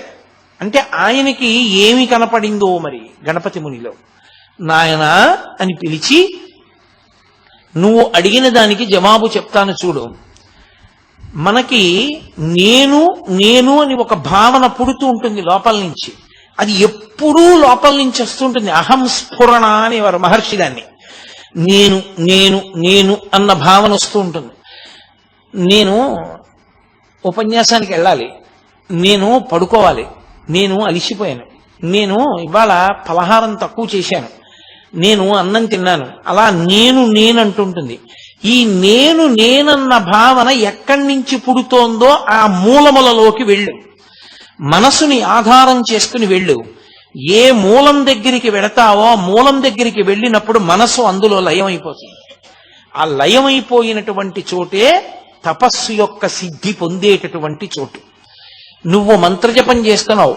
మంత్రజపం చేసేటప్పుడు మంత్రము యొక్క నాదము ఎక్కడ మొదలవుతోందో, ఆ నాదం ప్రారంభ స్థానం ఎక్కడుందో అక్కడికి వెళ్ళు. వెనక్కి వెడితే ఆ స్థానమునందు ఆ మనసు లయమైపోతుంది. అదే తపస్సు అని 2 వాక్యాలు చెప్పారు. చెప్పగానే ఆయన ఆశ్చర్యపోయి, ఇన్ని గ్రంథాలు చదివాను, ఇంతమంది మహాత్ముల్ని కలిశాను, కానీ తపస్సన్న మాటని ఇంత అద్భుతంగా నిర్వచనం చేసినటువంటి వారు నాకు ఇప్పటి వరకు కనపడలేదు. నా అదృష్ట విశేషం మహానుభావ, మీ దర్శనమైంది. తపస్సు అన్న మాటకి నాకు ఇవాళ యథార్థమైనటువంటి అర్థము గోచరించింది. తప్పకుండా అలా చేస్తానన్నారు. అనగానే భగవాన్ అన్నారు, గుహలో కూర్చో, వెళ్ళి గుహలో కూర్చుని ధ్యానం చెయ్యి, తపస్సు చెయ్యి అన్నారు. అనగానే ఏమదృష్టం! రమణ మహర్షి బయట కూర్చుని తాను విరూపాక్ష గుహలో కూర్చోవడం. వెంటనే గణపతి ముని ఆ విరూపాక్ష గుహలోకి వెళ్లి గుహలో కూర్చున్నారు. 1 గంట సేపు ధ్యానం చేశారు. రమణులు చెప్పినదేదో దాన్ని పూర్తిగా అనుభవించిన స్థాయి లేదు, కానీ మార్గం దొరికింది. సంతోషంతో మళ్ళీ బయటికి వచ్చారు. బయటికి వచ్చి ఆయనకి నమస్కరించే లోపల ఊరు వాడ ఈ వార్త తెలిసిపోయింది. కొండ మీద కూర్చున్నటువంటి మౌనస్వామి నోరు విప్పారట. ఎవరినో నాయనా అని పిలిచారట. ఎవరో ప్రశ్న అడిగితే 2 మార్గాలు చెప్పారట. తిరువన్నామలై అంతా కొండెక్కేసి, కొండెక్కేయగానే ఎవరైనా ఎవరితో మాట్లాడారు. పొద్దున్నంతా తిరువన్నామలలో కృష్ణ, ఏ మహానుభావుడు వచ్చి నిలబడితే రథం కదిలింది. ఇప్పుడు ఏ మహానుభావుడితో రమణ మహర్షి మాట్లాడారు, వెంకటరామన్ మాట్లాడారు, ఈయన్నే చూపించారు. రథం నడిచింది ఈయన వల్లేట, ఇప్పుడు మాట్లాడింది ఈయన వల్లేట. అసలు రథం ప్రారంభమైంది నడవడం. వెంటనే రమణ మహర్షి చెప్పిన దానికి శ్లోక రూపం ఇచ్చి రమణ పంచకము అని రమణుల యొక్క తత్వం మీద 5 శ్లోకాలు చెప్తూ ఆయన అన్నారు, ఈయనకి వెంకటరామన్ కాదు, ఇక నుంచి భక్తులు ఆయన నామాన్ని జపం చేసుకోవడానికి వీలుగా ఆయన నామజపం చెయ్యడం చేత ఆయన అనుగ్రహంతో ప్రతిబంధకాల్ని పోగొట్టుకుని తత్వ విచారణ చెయ్యడానికి కావలసినటువంటి యోగ్యతని పొందడానికి అనువైన స్థితిని కలగడం కోసం ఈయనకి నేను రమణ అని పేరుంచుతున్నాను. ఆయన ఈయనకి నాయనా అని పేరుంచారు, ఈయన ఆయనకి రమణ అని పేరుంచారు. నిన్న చెప్పాను కదా, భగవంతుని యొక్క విభూతులన్నీ ఆయన ఎందున్న కారణం చేత భగవాన్ రమణ మహర్షి అని పేరుంచుతున్నానని, ఇక నుంచి అందరూ ఆయన్ని అలా పిలవాలి అని శాసనం చేశారు. అప్పటి నుంచి లోకంలో ఆయనకి భగవాన్ రమణ మహర్షి అన్న పేరు వచ్చింది. సరే, కొంతకాలం అయింది. అప్పటి నుంచి కావ్యకంఠ గణపతి మునితో మాట్లాడుతుండేవారు. వచ్చే వాళ్ళతో కూడా అప్పుడప్పుడు నోరు విప్పి మాట్లాడడం మొదలు పెట్టారు రమణ మహర్షి. కొంతకాలం అయిన తర్వాత కావ్యకంఠ గణపతి ముని అడిగారు, నాకు కూడా ఒక గుహా ప్రాంతం ఏదైనా విడిదిగా ఇవ్వండి, నేను ఆ గుహలో కూర్చుని నేను కూడా తపస్సు చేసి ఉమాసహస్ర రచన చెయ్యాలని కోరికగా ఉంది. పరదేవతా నామములను 1000 నామములను నేను ఉమాసహస్రం అన్న పేరుతో రచన చెయ్యాలి. అందులో అమ్మవారికి సంబంధించినటువంటి బీజాక్షరములన్నిటినీ కూడా నిక్షిప్తం చేస్తానన్నారు. రమణ మహర్షి స్వయంగా కావ్యకంఠ గణపతి ముని చెయ్యి పట్టుకుని అక్కడే ఉన్నటువంటి మామిడి చెట్టు గుహ అంటారు, చ్యుత గుహ అని, ఆ గుహలోకి తీసుకెళ్లి నువ్వు ఇదిగో ఈ గుహా ప్రవేశం చేసి ఈ గుహలో కూర్చుని ఇక్కడ నుండి నువ్వు ఆ ఉమాసహస్ర రచన చేయవలసింది అన్నారు. 20 రోజుల లోపల ఈ సహస్రాన్ని పూర్తి చేస్తాను. 20వ రోజు అర్ధరాత్రి 12 గంటల వేల్టికి నేను ఈ ఉమాసహస్ర రచన పూర్తి చెయ్యలేకపోతే అప్పటి వరకు ఎంత రచన చేశానో ఆ రచన అంతా చింపేస్తానని ప్రతిజ్ఞ చేశాడు కావ్యకంఠ గణపతి ముని. అక్కడ వరకు బాగుంది. హరసహస్రం అన్ని శ్లోకాలు రోజూ చదివినా పరమశివుడు అన్నం పెట్టలేదన్న కోపంతో హరసహస్రాన్ని చింపేశారు అంతకుముందు. అందులో ఏవో కొద్ది శ్లోకాలే మిగిలాయి. ఇక్కడ నడుస్తోంది. ప్రతిరోజు ఆ ఉమాసహస్రం ఆయన ధ్యానం చేస్తుండేవారు, దాన్ని రచన చేస్తుండేవారు. హెచ్ఎమ్మాళ్ అన్నం పట్టుకొచ్చి ఇస్తుండేది. ఒకరోజు అకస్మాత్తుగా ఆయనకి ఉదయం 7 గంటలకే విపరీతమైన ఆకలేసేసింది. అది అమ్మవారి ఉపాసనలో ఉండేటటువంటి ఒక వైచిత్రి. అమ్మవారి ఉపాసన చేసేటటువంటి వాళ్ళకి బాగా తెలుస్తుంది. అకస్మాత్తుగా వాళ్ళకి పిచ్చాకలేస్తుంది. అంత పిచ్చాకలేస్తే నిజంగా మీరు తీసుకొచ్చి అన్నం పెట్టారనుకోండి, అన్నం చూడగానే త్రేణుపు వచ్చి వెళ్ళిపోతారు. అన్నం తిన్నంత కడుపు నిండిపోతాయి. కానీ పిచ్చి ఆకలేస్తూ ఉంటుంది. రామకృష్ణ పరమహంసకు అలాగే వేస్తుంటే అలా గురువుగారు ఆయనతో ఉండేటటువంటి అంతేవాసి తీసుకెళ్లి అన్నం కుంభం చూపించారు. చూపించగానే ఆయనకి త్రేణుపు వచ్చింది. కాబట్టి ఈయనకి విశేషమైన ఆకలేసేస్తోంది ఉదయం 7 గంటలకి. రాత్రి పాలు తాగుతారు. ఎలా 7 గంటలకు అన్నం ఎక్కడి నుంచి వస్తుంది అనుకుంటున్నారు? ఆ హెచ్ఎమ్మాళ్ళకి అన్నం పప్పు వండుతోంది ఆవిడ. అకస్మాత్తుగా ఒక దివ్యస్వరూపం ఒకటి కనపడి వెంటనే గణపతి మునికి అన్నం పట్టుకెళ్ళి ఇచ్చేసేయని వినపడింది. ఆవిడ గిన్నెల్లో పట్టుకుని అన్నం పప్పు పట్టుకెళ్ళి చూత గుహలో పెట్టింది. ఆయన రెండిటి వంక చూశారంతే త్రేడుపులు వచ్చాయి. 17 రోజులైంది. 4 వంతులు పూర్తయిపోయింది ఉమాసహస్రం. ప్రతిరోజు సాయంకాలం భగవాన్ రమణ మహర్షి కూడా వచ్చి కూర్చుని అప్పటి వరకు ఎంత భాగం రచన పూర్తయిందో అంత భాగాన్ని ఆయన కూడా వింటూ ఉండేవారు, మాట్లాడుతుండేవారు, వెళ్ళిపోతుండేవారు. 4 వంతులు పూర్తయిపోయిన తర్వాత 17 రోజులు అయిపోయింది. ఇంకా 3 రోజులు ఉంది. 1/4 వంతు భాగం పూర్తవ్వాలి. వేలు మీద పెద్ద గోరు చుట్టు పుట్టింది. విపరీతమైనటువంటి పోటు. కలం ఇలా పట్టుకోలేకపోయారు. అలాగే ఇంకొక్క రోజు మాత్రమే మిగిలింది. ఒక్క శ్లోకం కూడా రచన చేయలేరు. ఈ ఉమాసహస్రం చదివి వినిపిస్తారని పక్క ఊళ్ళంతటా టౌకేశారు, పందిళ్ళేసేశారు. ఏదో ఉత్సవంలాగా ఎందరో ఊళ్ళ నుంచి బయలుదేరి వచ్చేస్తున్నారు. ఇక్కడేమో వేలుకి గోరు చుట్టు, నడవట్లేదు. ఇంకా తెల్లవారితే 20వ రోజు. ఆ 19వ రోజు రాత్రి అరుణాచలంలో తిరువణ్ణామలైలో ఉండేటటువంటి ఒక వైద్యుడికి కల్లో పరమశివుడు కనబడ్డాడు. కనబడి కొండ మీద ఒక మహానుభావుడు ఉమాసహస్రం రచన చేస్తున్నాడు. వేలుకి గోరు చుట్టేసింది, రాయలేకపోతున్నాడు. నువ్వు వెంటనే వెళ్ళి దాన్ని శస్త్రచికిత్స చేయవలసింది అన్నారు. ఆయన వెతుక్కుంటూ రమణ మహర్షి దగ్గరికి వెళ్ళారు. రమణ మహర్షి ఈ గుహ చూపించారు. అప్పుడు ఈయనకి శస్త్రచికిత్స చేసి తీసి కట్టు కట్టారు. కట్టుండడం వల్ల రచన సాగలేదు. అప్పుడు ఆయన దగ్గర ఉండే స్నేహితులందరూ కలిసి అన్నారు, మరి ఇవాళ రాత్రి అయిపోవాలి 12 గంటల లోపల, ఎలా అంటే ఆయన అన్నారు, రమణ మహర్షి అన్నారు, ఆశువుగా కవితాధార చెప్పగలరు కాబట్టి 5 పృచ్ఛకులు తిరువణ్ణామలై నుంచి కొండ మీదకి వస్తారు. 5 పృచ్ఛకులు కూర్చుంటారు. 5 వృత్తాలలో ఇన్ని శ్లోకాలని వీరు ఆశువుగా చెప్తుంటే వాళ్ళు రాసేస్తారు. ఇటు తిరిగి ఇటు తిరిగి ఇటు తిరిగి ఇటు తిరిగి ఇటు తిరిగి చెప్పేస్తుంటే వాళ్ళు రాసేస్తుంటారు. 5 పృచ్ఛకులు కాగితాలు కలాలు పట్టుకుని ఆ లేఖకులు వచ్చేసి కూర్చున్నారు. రాత్రి అయింది. రమణ మహర్షి వచ్చి నడవట్లేదు రచన. రమణ మహర్షి వచ్చి ఏమీ పర్వాలేదు, ఇక నడుస్తుంది, మొదలు పెట్టండి అన్నారు. అని కావ్యకంఠ గణపతి ముని వెనక్కి వెళ్లి కూర్చుని సమాధిలోకి వెళ్ళిపోయారు. ఆయన సమాధిలోకి వెళ్ళిపోయారు. కావ్యకంఠ గణపతి ముని యొక్క నోటి వెంట వరద కింద వెళ్ళిపోయింది ఉమాసహస్రం. రాత్రి 12 కన్నా ముందే ఉమాసహస్రం పూర్తి అయిపోయింది. 5 రాసేశారు. అమ్మయ్య అయిపోయింది సహస్రం అన్నారు. రమణులు ఒక్కసారి బహిర్ముఖులై, నేను చెప్పినదంతా రాసుకున్నారా అని అడిగారు. అప్పుడు కావ్యకంఠ గణపతి ముని అన్నారు, పలికిన వాణ్ణి నేను, నా లోపల 12 లోపల పలికించడానికి గురువు అనుగ్రహంగా రమణులే చేరి బుద్ధి ప్రకాశం చేసి నా చేత పలికించారని. ఆ ఉమాసహస్రం ఎంత మంది చేతనో కొనియాడబడేటటువంటి గ్రంథం. అమ్మవారి బీజాక్షరముల యొక్క సంపుటీకరణంతో అమ్మవారి వైభవాన్ని అంత గొప్పగా కీర్తించేటటువంటిది. లక్ష్మీకాంతం గారని కావ్యకంఠ గణపతి మునికి చాలా అంతేవాసి. ఆయన మహానుభావుడు నాయన అన్న పేరుతో కావ్యకంఠ గణపతి ముని మీద ప్రత్యేకంగా ఒక పుస్తకం రాశారు. ఆ పుస్తకంలో ఈ ఉమాసహస్రంలో ఉండేటటువంటి కొన్ని శ్లోకాలని కూడా ఆయన అందులో చేర్చి చూపించారు. కాబట్టి అంత గొప్పగా ఉమాసహస్రం పూర్తయింది. తర్వాత శుద్ధప్రతులు పూర్తయ్యాయి.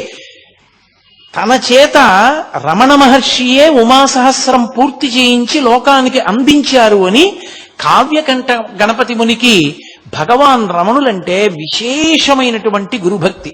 ఎప్పుడూ ఆయన్ని గురుభావనతోనే చూస్తుండేవారు.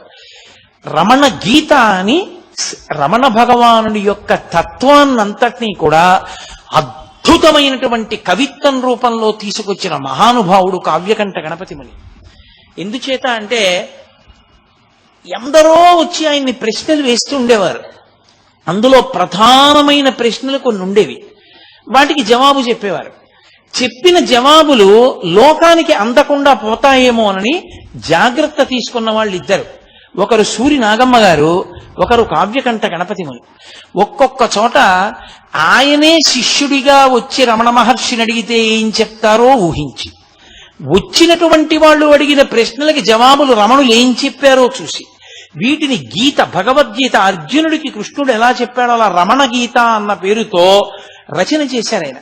దానికోసం ఆయన రమణులతో కలిసి స్కందాశ్రమంలోనే ఉన్నారు. ఆ రమణ గీత జరుగుతున్నప్పుడే అరుణాచల క్షేత్రానికి కాదు, ఈ భూమండలానికి ఒక పెద్ద ప్రమాదం తప్పింది. విశాలాక్షమ్మ గారు వచ్చారు. అప్పటికి కావ్యకంఠ గణపతి మునికి విశాలాక్షమ్మ గారికి కూడా 40 ఏళ్ల లోపే వయస్సు. కాబట్టి వాళ్ళు ఇంకా శారీరకమైనటువంటి సంబంధంతో ఉండవలసినటువంటి కోర్కెలకి అతీతులు అన్న స్థితిని నమ్మడం కష్టం లోకానికి. ఆయన విరూపాక్ష గుహలో కూర్చుని నేను ఆ రమణ గీత రచన చేస్తాను అని అడిగారు. అప్పటికి రమణ మహర్షి స్కందాశ్రమంలో ఉన్నారు. రమణ మహర్షి అన్నారు, తప్పకుండా చెయ్యండి అన్నారు. పళని అని ఉండేవాడు, పళనిస్వామి అని రమణ మహర్షి దగ్గర అంతేవాసి. ఆ పళనిస్వామిని పిలిచారు రమణ మహర్షి. పిలిచి ఆ గుహంతా చాలా కాలంగా రమణ మహర్షి విడిచిపెట్టేసిన కారణం చేత దాని చుట్టూ తుక్కు అవి పడిపోయి అది శుభ్రంగా లేదు ప్రవేశించడానికి. అదంతా శుభ్రం చేసి దాని తాళాలు ఇయ్యి కావ్యకంఠ గణపతి ముని అందులో కూర్చుని రమణ గీత రచన చేస్తారు. అమ్మగారు అనేవారు విశాలాక్షమ్మ గారు. అమ్మ అన్నం వండి పెడుతుంది అన్నారు. చటుక్కున పళన మహర్షి అన్నాడు, ఆయన భార్యతో ఉన్నారు కదా, విరూపాక్ష గుహలోకి భార్యా సహితులు వెళ్ళి ఉండకూడదు అన్నాడు.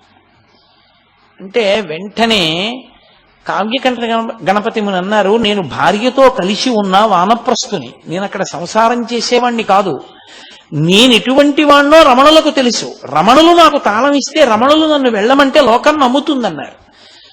వెంటనే రమణ మహర్షి భృకుటి చిట్లించి పళనిస్వామి వంక తిరిగి, నువ్వు ఆ గుహంతా శుభ్రం చేసి ఆయనకి తాళం ఇయ్యి లోపలికి ఎడతారు అన్నారు.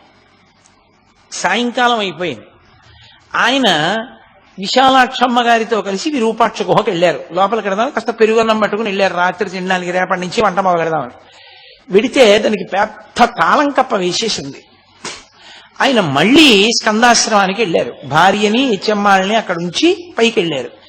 అయ్యా, ఆ పళనిస్వామి ఆ గదిని ఆ విరూపాక్ష గుహ దగ్గర శుభ్రం చేయలేదు, తాళం వేసేసింది, తాళం కూడా నాకు ఇవ్వలేదు అన్నారు. అంటే రమణ మహర్షి ఆయన వంక తిరిగి పళనిస్వామి వంక తిరిగి, ఏమయ్యా నేను తాళంచి విమ్మన్నాను కదా, ఇవ్వలేదా, కావ్యకంఠులకు ఇచ్చేసేయి అన్నారు. ఆయన అన్నాడు లేచి నిలబడి, ఏమి అందులో సంసారం చేద్దామనే, నీకెందుకు విరూపాక్ష గుహ, ఎక్కడ కూర్చుని రాయకూడదు అన్నాడు. విపరీతమైన ఆగ్రహం వచ్చేసింది కావ్యకంఠ గణపతి మునికి. వచ్చేసి నా యొక్క జీవితాన్ని తప్పు పట్టావు, నా వానప్రస్థాన్ని తప్పు పట్టావు, నా భార్యతో కలిసి విరూపాక్ష గుహలో సంసారం చేస్తానన్నావు, ఇంత దారుణమైన మాట నా మీద మాట్లాడావు కనుక ఈ పృథివి తగలబడిపోవుగాక నా ఆగ్రహము చేత, నా శక్తి అదైతే గణపతి నా వాక్కు యథార్థము చేయుగాక అని విపరీతమైన ఆవేశంతో తాళం చెవి పుచ్చుకోకుండా వెళ్ళి ఒక రాయి తీసుకుని ఆ తాళం కప్పని కొట్టారు. కొడితే ఆయనకి పరశురామ మంత్రాలు ఉన్నాయి. ఆ అగ్నిహోత్ర ప్రభావానికి తాళం ఊడి కింద పడిపోయింది. ఆ రాతికి అది పడదు. ఆయన వెంటనే గుహలోకి వెళ్ళిపోయారు. గుహలోకి వెళ్ళిపోయి ఆ ఎదురుగుండా ఉన్నటువంటి ఒక రాతి మీద కూర్చుని భూమి వంక తీవ్రమైనటువంటి దృక్కులతో భూమి వంక చూస్తున్నారు. రమణ మహర్షి గమనించారు. పరమ ప్రమాదం వచ్చింది. ఇంత మంత్రజపం చేసేశాడు, ఇంత జపం చేసేశాడు, మంత్రసిద్ధులు పొందేశాడు. పొంది కోపానికి వశుడైపోయాడు. వశుడైపోయి ఇప్పుడు తనకున్నటువంటి శక్తినంతటినీ భూతలం మీద పెట్టాడు. ఈ భూమిని పాడు చెయ్యాలనుకుంటున్నాడని ఆయన బయటికి వచ్చి నిలబడి స్కందాశ్రమంలో ఒక్కసారి ఆకాశం వంక చూశారు. చూసేటప్పటికే అకస్మాత్తుగా మబ్బులొచ్చేసి, మబ్బులొచ్చి మెరుపులు, పిడుగులు, వర్షం ప్రారంభమైంది. ప్రారంభం అవగానే అందరూ ఆశ్రమంలోకి వెళ్ళిపోయారు. ఒక్క రమణ మహర్షి మాత్రం లోపలికి వెళ్లకుండా చాలా గంభీరంగా, చాలా తీవ్రంగా ఆలోచిస్తూ అలా నిలబడి ఆకాశం వంక చూస్తున్నారు. పిడుగులు పడుతున్న ధ్వనులు వినపడుతున్నా. ఒక్కసారి ఆయన గొణిగినట్లయింది. ఈ భూతలం 14 భువనములు పాడైపోవాలన్నాడు. 14 భువనములు పాడైపోవడం కన్నా 14 భువనముల స్వరూపమైన అరుణాచలేశ్వరుని యొక్క రథము తగలబడిపోవుగాక అన్నాడు. అనగానే పిడుగు వెళ్ళి అరుణాచలేశ్వరుడి యొక్క రథం మీద పడి ఆ రథం కాలిపోయింది. కాలిపోవడం ఏమిటి, మీరు ఎవరైనా వెళ్ళిన వాళ్ళు ఉంటే తెలుస్తుంది. స్కందాశ్రమం నుంచి విరూపాక్ష గుహకి దగ్గరగానే ఉంటుంది దారి, కానీ చాలా కష్టం నడవడం. ఎంత జాగ్రత్తగానో నడవాలి, కాళ్ళు జారిపోతాయి. అందున అంత వర్షం పడినప్పుడు జారి పడిపోతారు. అతి వేగంతో వచ్చేసి విరూపాక్ష గుహలోకి వెళ్ళి కావ్యకంఠ గణపతి ముని చేయి పట్టుకున్నారు. పట్టుకోగానే గురువు గారు వచ్చారని లేచి నిలబడ్డారు. నాకు చేతిలో చెయ్యి వేసి ప్రమాణం చెయ్యి అన్నారు. దేనికన్నారు కావ్యకంఠ గణపతి ముని, ఇన్ని మంత్రసిద్ధులు పొందావు, కానీ కోపానికి వశపడి లోకాన్నే పాడు చెయ్యాలనుకున్నావు, ఇంకెప్పుడు జీవితంలో కోపానికి వశపడదని ప్రమాణం చెయ్యి అన్నారు. వెంటనే చేతిలో చెయ్యేసి ప్రమాణం చేశారు, ఇంకెప్పుడు నేను కోపానికి వశుణ్ణి కాదని. అందుకే స్థాయిని బట్టి కోపాన్ని అణుచుకునే శక్తి లేకపోతే ఉపద్రవాలు వస్తాయి. ఆ రోజున అరుణాచలేశ్వరుడి రథం తగలబడిపోయింది. తగలపడిపోవడం వల్ల రమణులు అన్నారు, పోన్లేండి ఈ కారణం చేత స్వామికి కొత్త రథం ఏర్పడింది అన్నారు. మళ్ళీ నూతనమైనటువంటి రథాన్ని స్వామికి తయారు చేశారు. కావ్యకంఠ గణపతి ముని యొక్క వాక్కు అంత ప్రమాదకరం, అంటే అంత శక్తివంతమైంది. అన్ని మంత్రముల యొక్క ఉపాసన, అన్ని సిద్ధులను పొందారు మహానుభావుడైన.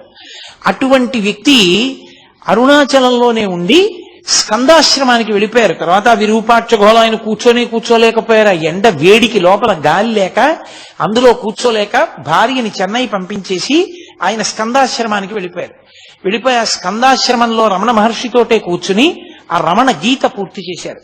ఆ రమణ గీత పూర్తయిపోయిన తర్వాత ఆయన అసలు భగవాన్ రమణుల యొక్క తత్వం లోకంలో ప్రకాశించడానికి, రమణ వైభవం ప్రకాశించడానికి చాలా చాలా కారణభూతులైన వ్యక్తుల్లో ఒకరు కావ్యకంఠ గణపతి ముని. అసలు ఇంకా యథార్థంగా చెప్పాలంటే వాళ్ళిద్దరూ విఘ్నేశ్వర సుబ్రహ్మణ్య స్వరూపాలు. వాళ్ళిద్దరూ కలిసి జీవితంలో అపురూపమైన సంఘటనలకు కారణమయ్యారు అరుణాచల క్షేత్రంలో. ఇద్దరికీ అరుణాచల క్షేత్రంతో అంత సంబంధం. బహుశః కావ్యకంఠ గణపతి ముని అరుణాచలం వెళ్లి ఉండకపోతే రమణుల నోటి వెంట ఒక్క మాట కూడా లోకానికి అందదు, రమణుల సందేశం కూడా అందదు. కావ్యకంఠ గణపతి ముని కారణంగానే ఆ రథం కదిలింది. అది తరువాతి కాలంలో ఎందరికో మార్గదర్శనమైంది. ఆ తరువాత తిరువత్తూరు వెళ్ళిపోయారు. నేను యాత్రకు వెడతాను అని చెప్పి బయలుదేరారు. రమణుల నోటి వెంట ఏది అనవసరంగా రాదు. యాత్రకు బయలుదేరుతుంటే రమణులు అన్నారు, మీతో వాసుదేవ శాస్త్రిని తీసుకెళ్ళండి అన్నారు. ఎందుకన్నారో అలా అని వాసుదేవ శాస్త్రిని కూడా తీసుకెళ్లి చెన్నైలో బయలుదేరుతూ అన్నారు, అనవసరంగా రమణులు ఇతన్ని పంపించారు, ఎందుకు పంపించారో అని ఇవాళ మనం ఏ దిక్కుగా వెడదామని అడిగారు వాసుదేవ శాస్త్రిని. ఆయన అన్నాడు, మనం తిరువత్తూరు దిశగా వెడదాం, దానికి ఆదిక్షేత్రం అని పేరు, అదే మొదటి క్షేత్రం, అటు వెడదామన్నాడు. తిరువత్తూరు వెళ్ళారు. అక్కడే కావ్యకంఠ గణపతి మునికి కపాలి శాస్త్రితో అనుబంధం ఏర్పడింది. కపాల శాస్త్రి పుస్తకాలు మీలో ఎవరైనా చదివారేమో నాకు తెలియదు. కావ్యకంఠ గణపతి ముని ఎంతటి మహాప్రకాండుడో, ఎంతటి సంస్కృత భాషా ధురీనుడో, అంతటి గొప్ప రచనా వైభవం ఉన్నవాడు, మహావేదాంతి ఆయన కూడా. కపాలి శాస్త్రి ఎన్నో గ్రంథాలు రచించారు. ఆయన ఇటు రమణులతోటి అటు అరవిందులతోటి కూడా సంబంధం ఉన్న వ్యక్తి.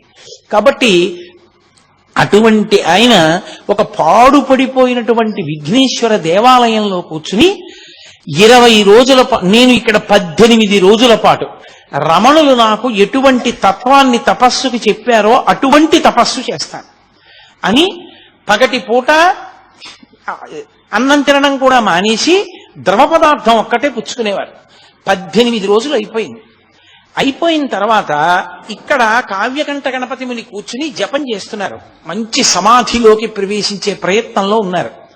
ఆయన చెప్పిన మార్గంలో లోపలికి వెళ్ళి అన్వేషిస్తున్నారు, ఎక్కడి నుంచి పుడుతోంది నేనన్న భావన అన్నది. ఆయన చేస్తుండగా సాయంకాలం 4 అలా అవుతుండగా విపరీతమైన నీరసం వచ్చేసి అసలు కూర్చోలేక శవాసనం వేసేసి శవాసనం మీ అందరికీ తెలిసినదే, నేల మీద పడుకుని నా గురువు రమణ భగవానులు ఉంటే బావుణ్ణు అన్నారు. ఆశ్చర్యం ఏం జరిగిందంటే, అక్కడ అరుణాచలంలో రమణ మహర్షి ఎక్కడ కూర్చుని ఉన్నారో అక్కడి నుంచి ఒక్క ఎగురు పైకి ఎగిరి కింద పడ్డారు ఆసనం మీద.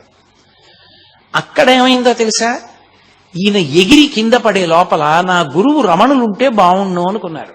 అంతే. శవాసనం వేసి పడుకున్న కావ్యకంఠ గణపతి ముని యొక్క గుండెల మీద ఎడంచి పెట్టి గట్టిగా నొక్కి కుడి చేతిని ఆ బ్రహ్మరంధ్రం దగ్గర మాడు దగ్గర పెట్టి నొక్కారు రమణ మహర్షి. కొద్ది కాలం, నేను చెప్పినంతసేపు కూడా లేదు, ఇలా నొక్కారు. రమణులు వచ్చారని అర్థమైంది కావ్యకంఠ గణపతి మునికి. ఒక్కసారి దొల్లి ఆయన పాదములు చూద్దాం అనుకున్నారు, కానీ ఎడంచేతో గుండె నొక్కి పెట్టడంలో రమణుల స్పర్శ వలన పులకాంకిత గాత్రుడైపోయి ఒళ్ళంతా విద్యుద్వలయాలు ప్రవహిస్తున్నట్లుగా అయిపోయి ఆయన కదలలేకపోయారు, అలాగే ఉండిపోయారు. అంతే. ఇక్కడున్నవారు ఇక్కడే ఉన్నారు, అక్కడికి వెళ్ళారు. ఒక్కసారి ఆ రహస్యం బయట పెట్టారు రమణ మహర్షి. తన నోటి వెంట తానే ఒక్కసారి జారిపోయారు నోరు. అవును, తిరువత్తూరు క్షేత్రంలో ఫలానా చోట వెడుతున్నప్పుడు చీకటిగా ఉంటుంది, పాడుపడిపోయిన గణపతి దేవాలయం ఉంది కదూ అన్నారు. ఎప్పుడూ తిరువణ్ణామలై విడిచిపెట్టి వెళ్ళని వ్యక్తికి ఎలా తెలుసది? ఆయన వెళ్ళారు అక్కడికి. వెళ్ళి కావ్యకంఠ గణపతి మునికి సూక్ష్మ శరీరంతో వెళ్ళి హస్తదీక్ష ఇచ్చారు. బహుశః నాకు తెలిసినంత వరకు రమణుల వాంగ్మయంలో ఆయన హస్తదీక్ష పొందినటువంటి ఏకైక వ్యక్తి కావ్యకంఠ గణపతి ముని ఒక్కరే. వాళ్ళిద్దరి అనుబంధం అటువంటిది. ఆ తరువాత అక్కడ 20 రోజులు దీక్ష పూర్తి చేసేశారు. పూర్తి చేసి చాలా ప్రదేశాలు తిరిగారు, వచ్చారు. ఆ మహాతల్లి ఆ కావ్యకంఠ గణపతి ముని యొక్క భార్య గారు విశేషంగా మంత్రజపం చేసేవారు. ఆవిడ కూడా మంత్రజపం చేసే వాళ్ళకి ఎప్పుడైనా దృష్టి మరలిపోతోంది అనుకోండి, వాళ్ళు ఏం చేస్తారంటే కాస్త విభూతి తీసి నోట్లో వేసుకుంటూ ఉంటారు.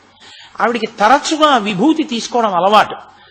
అలా అస్తమానం విభూతి తీసుకోవడం వల్ల ఏమైపోయిందంటే ఆవిడ నెత్తురంతా విభూతి కలిసిపోయి గడ్డల కింద ఏర్పడిపోయి ఆవిడకి ప్రాణోత్క్రమణ కాలం ఆసన్నం అయిపోయి ఆవిడ ప్రాణం విడిచిపెట్టేసే ముందు కూడా మంత్రజపం చేస్తూనే ప్రాణం వదిలిపెట్టేసింది.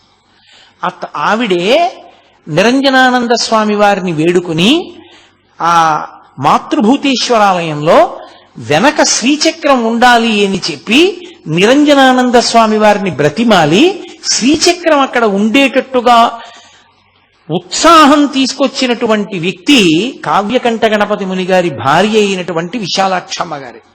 అంతటి అనుబంధం. తరువాతి కాలంలో కొన్ని కారణాలు జరిగాయి, అవి ఇప్పుడు అప్రస్తుతం. ఆ కొన్ని కారణముల చేత ఉత్తర భారతదేశం వైపుకు వెళ్లారు. అరబిందో ఆశ్రమానికి వెళ్ళవలసి వచ్చింది కావ్యకంఠ గణపతి ముని. ఆశ్రమానికి వెళ్లి అక్కడి నుంచి మళ్ళీ కలువరాయి వెళ్లి ఆశ్రమ నిర్మాణం చేసుకుని అక్కడి నుంచి బయలుదేరి ఆయన జీవితంలో చేసినటువంటి కించిత్ తొందరపాటు అనవలసి ఉంటుందేమో మహాత్ముల విషయంలో, అలా ఎంచి చూడడం మంచిది కాదేమో, వాళ్ళ జీవితానికి వాళ్లే తీర్పు చెప్పుకోవాలనుకుంటారేమో. ఆయన ఖర్గపూర్ వెళ్ళారు. వెడితే ఈయన సాక్షాత్తు గణపతి అంశ అని తెలిసిన కారణం చేత చూసే భక్తులందరూ సంతోషిస్తారు కదా అని గణపతి నవరాత్రి ఉత్సవాల్లో కావ్యకంఠ గణపతి మునినే విఘ్నేశ్వరుడిగా తీసుకెళ్లి కూర్చోపెట్టి ఆవాహన మంత్రం దగ్గర నుంచి చెప్పేసి అక్కడ అర్చన చేసే బ్రాహ్మణుడు ఏం చేశాడంటే పూజ అంతా చేయించి నీరాజనమిచ్చి ఉద్వాసన మంత్రం చెప్పేశాడు. ఉద్వాసన మంత్రం చెప్తే అయిపోయింది, ఇంకా వెళ్ళిపోమ్మని. అది మొట్టమొదటి ప్రమాద ఘంటిక. ఆ ఉద్వాసన మంత్రం చెప్పగానే ఆయన నవ్వారు. ఆ తరువాత ఆయన ఎవ్వరితో నోరు విప్పి చెప్పేవారు కాదు.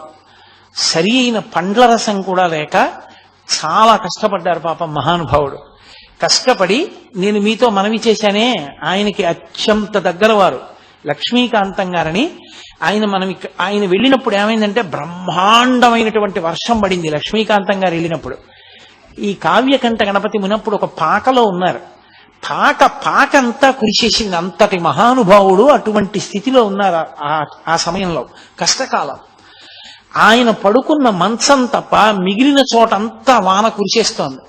లక్ష్మీకాంతం గారు అన్నారు, ఎందుకు ఇక్కడ ఆ ఖర్గపూర్లోని తెలిసి ఉన్నటువంటి మిత్రుడు ఉన్నాడు, అతని ఇంటికి వెళ్ళిపోదురు కానీ పోనీ మీకు ఏదైనా సమయం ఉంటే చెప్పండి, ముహూర్తం ఉంటే అప్పుడే వెడదామన్నారు. ఆయన ఒక నవ్వు నవ్వి రేపు మధ్యాహ్నం 2:30 వెళ్ళిపోతుంది అన్నారు. ఈయన అనుకున్నారు 2:30కి బయలుదేరతారు అనుకున్నారు. ఇంతలో అకస్మాత్తు పనొచ్చి కలకత్తా వెళ్ళవలసి వచ్చింది. ఆయన నేను వస్తాను రేపు మళ్ళీ అని అన్నారు. 12 గంటలకు ఆయన లక్ష్మీకాంతం గారు ఆఫీస్ నుంచి తిరిగి వచ్చి మళ్ళీ ఖర్గపూర్ బయలుదేరదామని బయలుదేరుతున్నారు. 12 గంటలకు ఆయన బట్టలు వేసుకుని బయటికి వచ్చి తాళం వేయబోతున్నారు. భార్యను అక్కడ ఉంచారు శుశ్రూషకి. పక్కింటి ఆవిడ వచ్చి, అయ్యో అన్నయ్య గారు బయలుదేరుతున్నారా, కొద్దిగా టీ తాగి వెళ్ళండి అన్నారు. కొద్దిగా టీ తాగి వెళ్ళమంటున్నారు కదా అని ఆయన ప్రభావం వెళ్ళిపోవలసిన సమయం ఆసన్నం అయిపోయింది. 12 గంటలకి ఆవిడ టీ తెచ్చేదాకా కదా అని అక్కడ పరుపు కనపడితే దాని మీద పడుకున్నారు. ఆవిడ వచ్చి అరిచి అరిచి అరిచింది. ఆయన లేవల. ఏంటి ఇంత ముద్దు నిద్రపోయారు ఇవ్వాలని ఆవిడ వెళ్ళిపోయింది టీ పట్టుకుని. పైన గడియారం 12:30 కొట్టింది, 1 గంట కొట్టింది, 1:30 కొట్టింది, 2 కొట్టింది, 2:30 కొట్టింది. చిత్రం ఏమిటో తెలుసా, 12 కొట్టడం అయిపోయింది. అందుని ఎక్కువ మాటలు కొట్టదు ఇంకా. ఎందుకని 12:30కు ఒక్క మాటే, 1 గంటకు ఒక్క మాటే, 1:30కు ఒక్క మాటే, 2కి 2 మాటలే, 2:30కి మళ్ళీ ఒక మాటే. ఒక మాట కొట్టింది తెలివి వచ్చింది. 2:30 ఇలా చూశారు, అబ్బా 2:30 అయిపోయిందని. అకస్మాత్తుగా 2:30కి పాక విడిచిపెట్టి వెళ్ళడం కాదు, శరీరం విడిచిపెట్టేస్తున్నారనిపించింది. వదిలిపెట్టేశారు కావ్యకంఠ గణపతి ముని. ఆయన గబగబా బయలుదేరి వెళ్ళారు. ఏ సమయానికి తాను ఇల్లు మారతానన్నారో ఆ సమయానికి శరీరం వదిలేశారు. వదిలిపెట్టేసిన తర్వాత ఆయన శరీరాన్ని దహనం చేయాలా సమాధి చెయ్యాలా అనో పెద్ద చర్చ. అంటే ఆయన యజ్ఞోపవీతాన్ని విడిచిపెట్టలేదు. ఆ కారణం చేత ఆయనకి సమాధి ఇష్టం లేదు, సన్యాసాశ్రమ స్వీకారంగా భావన చేయడానికి వీల్లేదని ఆయన్ని దహనమే చేశారు. చేసి మహానుభావుడు అవతార పురుషుడుగా వచ్చినటువంటి వ్యక్తి, నేను అరుణాచలంతో ఉన్న సంబంధం రమణులతో ఉన్న సంబంధం వరకే నేను ఇవాళ స్పృశించాను. ఎందుకంటే రమణుల గురించి మాట్లాడేటప్పుడు, అరుణాచలం గురించి మాట్లాడేటప్పుడు కావ్యకంఠ గణపతి ముని గురించి ప్రస్తావించకపోతే అసలు దానికి పరిపూర్ణత రాదు. అందుకని ప్రత్యేకంగా నేను కావ్యకంఠ గణపతి ముని గురించి మాట్లాడుతూ మిగిలిన భాగాన్నంతటినీ పక్కన పెట్టేశాను. ఒక్క అరుణాచల సంబంధం ఒకటే నేను ప్రస్తావన చేశాను. చిత్రం ఏంటంటే ఆయనకి అనారోగ్యంగా ఉండి బ్రతకరేమోనని అనుమానం వచ్చినప్పుడు 2 టెలిగ్రాములు ఇచ్చారు రమణ మహర్షికి. మళ్ళీ రిప్లై టెలిగ్రాములు వచ్చాయి. రమణ మహర్షికి చూపించాం, ఆయన ఆరోగ్యం ఆందోళనకరంగా ఉందని. భగవాన్ చూసి పక్కన పెట్టేశారు, ఏమీ మాట్లాడలేదు. రమణులకి కూడా తెలుసు అయిపోయింది అవతార పరిసమాప్తి అని. కాబట్టి రమణుల కన్నా ముందే అవతార పరిసమాప్తి చేసినటువంటి వారు కావ్యకంఠ గణపతి ముని. కాబట్టి అలా సిద్ధి పొందారు మహానుభావుడు. ఆయన రమణుల యొక్క సమన్వయంలో అన్ని అద్భుతమైనటువంటి విశేషాలు జరిగాయి. కాబట్టి ఇవాళ మీతో నేను అరుణాచలము, కావ్యకంఠ గణపతి ముని, రమణ మహర్షి ఈ 3 మధ్యలో జరిగినటువంటి విశేషాల్ని చెప్పడానికి ప్రయత్నం చేశాను. రేపటి రోజు నేను అత్యంత ప్రధానమైన విషయాలు, రమణతత్వంలో అత్యంత ప్రధానమైనటువంటి విషయములను కొన్నిటిని, ఎందుకంటే ఈ జాతికి ఒక మహోపకారం చేసింది ఒక ఆడది. నిజంగా ఆవిడే అలా పుట్టినింటికి ఉత్తరాలు రాసి ఉండి ఉండకపోతే, అన్నగారు ఆ ఉత్తరాలని దాచి ఉండి ఉండకపోతే, రమణులు ఎన్ని సందర్భాల్లో ఎన్ని అద్భుతమైన మాటలు మాట్లాడారో మనకి అంది ఉండేవి కావు. అవి అందించిన వారు ఇద్దరే. ఒకరు కావ్యకంఠ గణపతి ముని, రెండవ వారు సూరి నాగమ్మ గారు. ఆ సూరి నాగమ్మ గారి లేఖలు అని ఇప్పటికీ ఉన్నాయి, పుస్తకాలు మీరు చదివి ఉంటారు. కాబట్టి అసలు నిజంగా రమణుల యొక్క వైభవం ఏమిటో, ఆయన మాట్లాడినప్పుడు ఎలా ఆవిష్కరించారో ఆ తత్వం ఏమిటో ఆ సూరి నాగమ్మ గారు, ఈ విశేషాలన్నిటినీ కూడా రేపటి రోజున మీ ముందుంచడానికి ప్రయత్నం చేస్తాను. రమణుల అనుగ్రహంతో దాని గురించి మాట్లాడతాను. కాబట్టి రేపు మళ్ళీ సాయంకాలం 6:30 కలుసుకుందాం.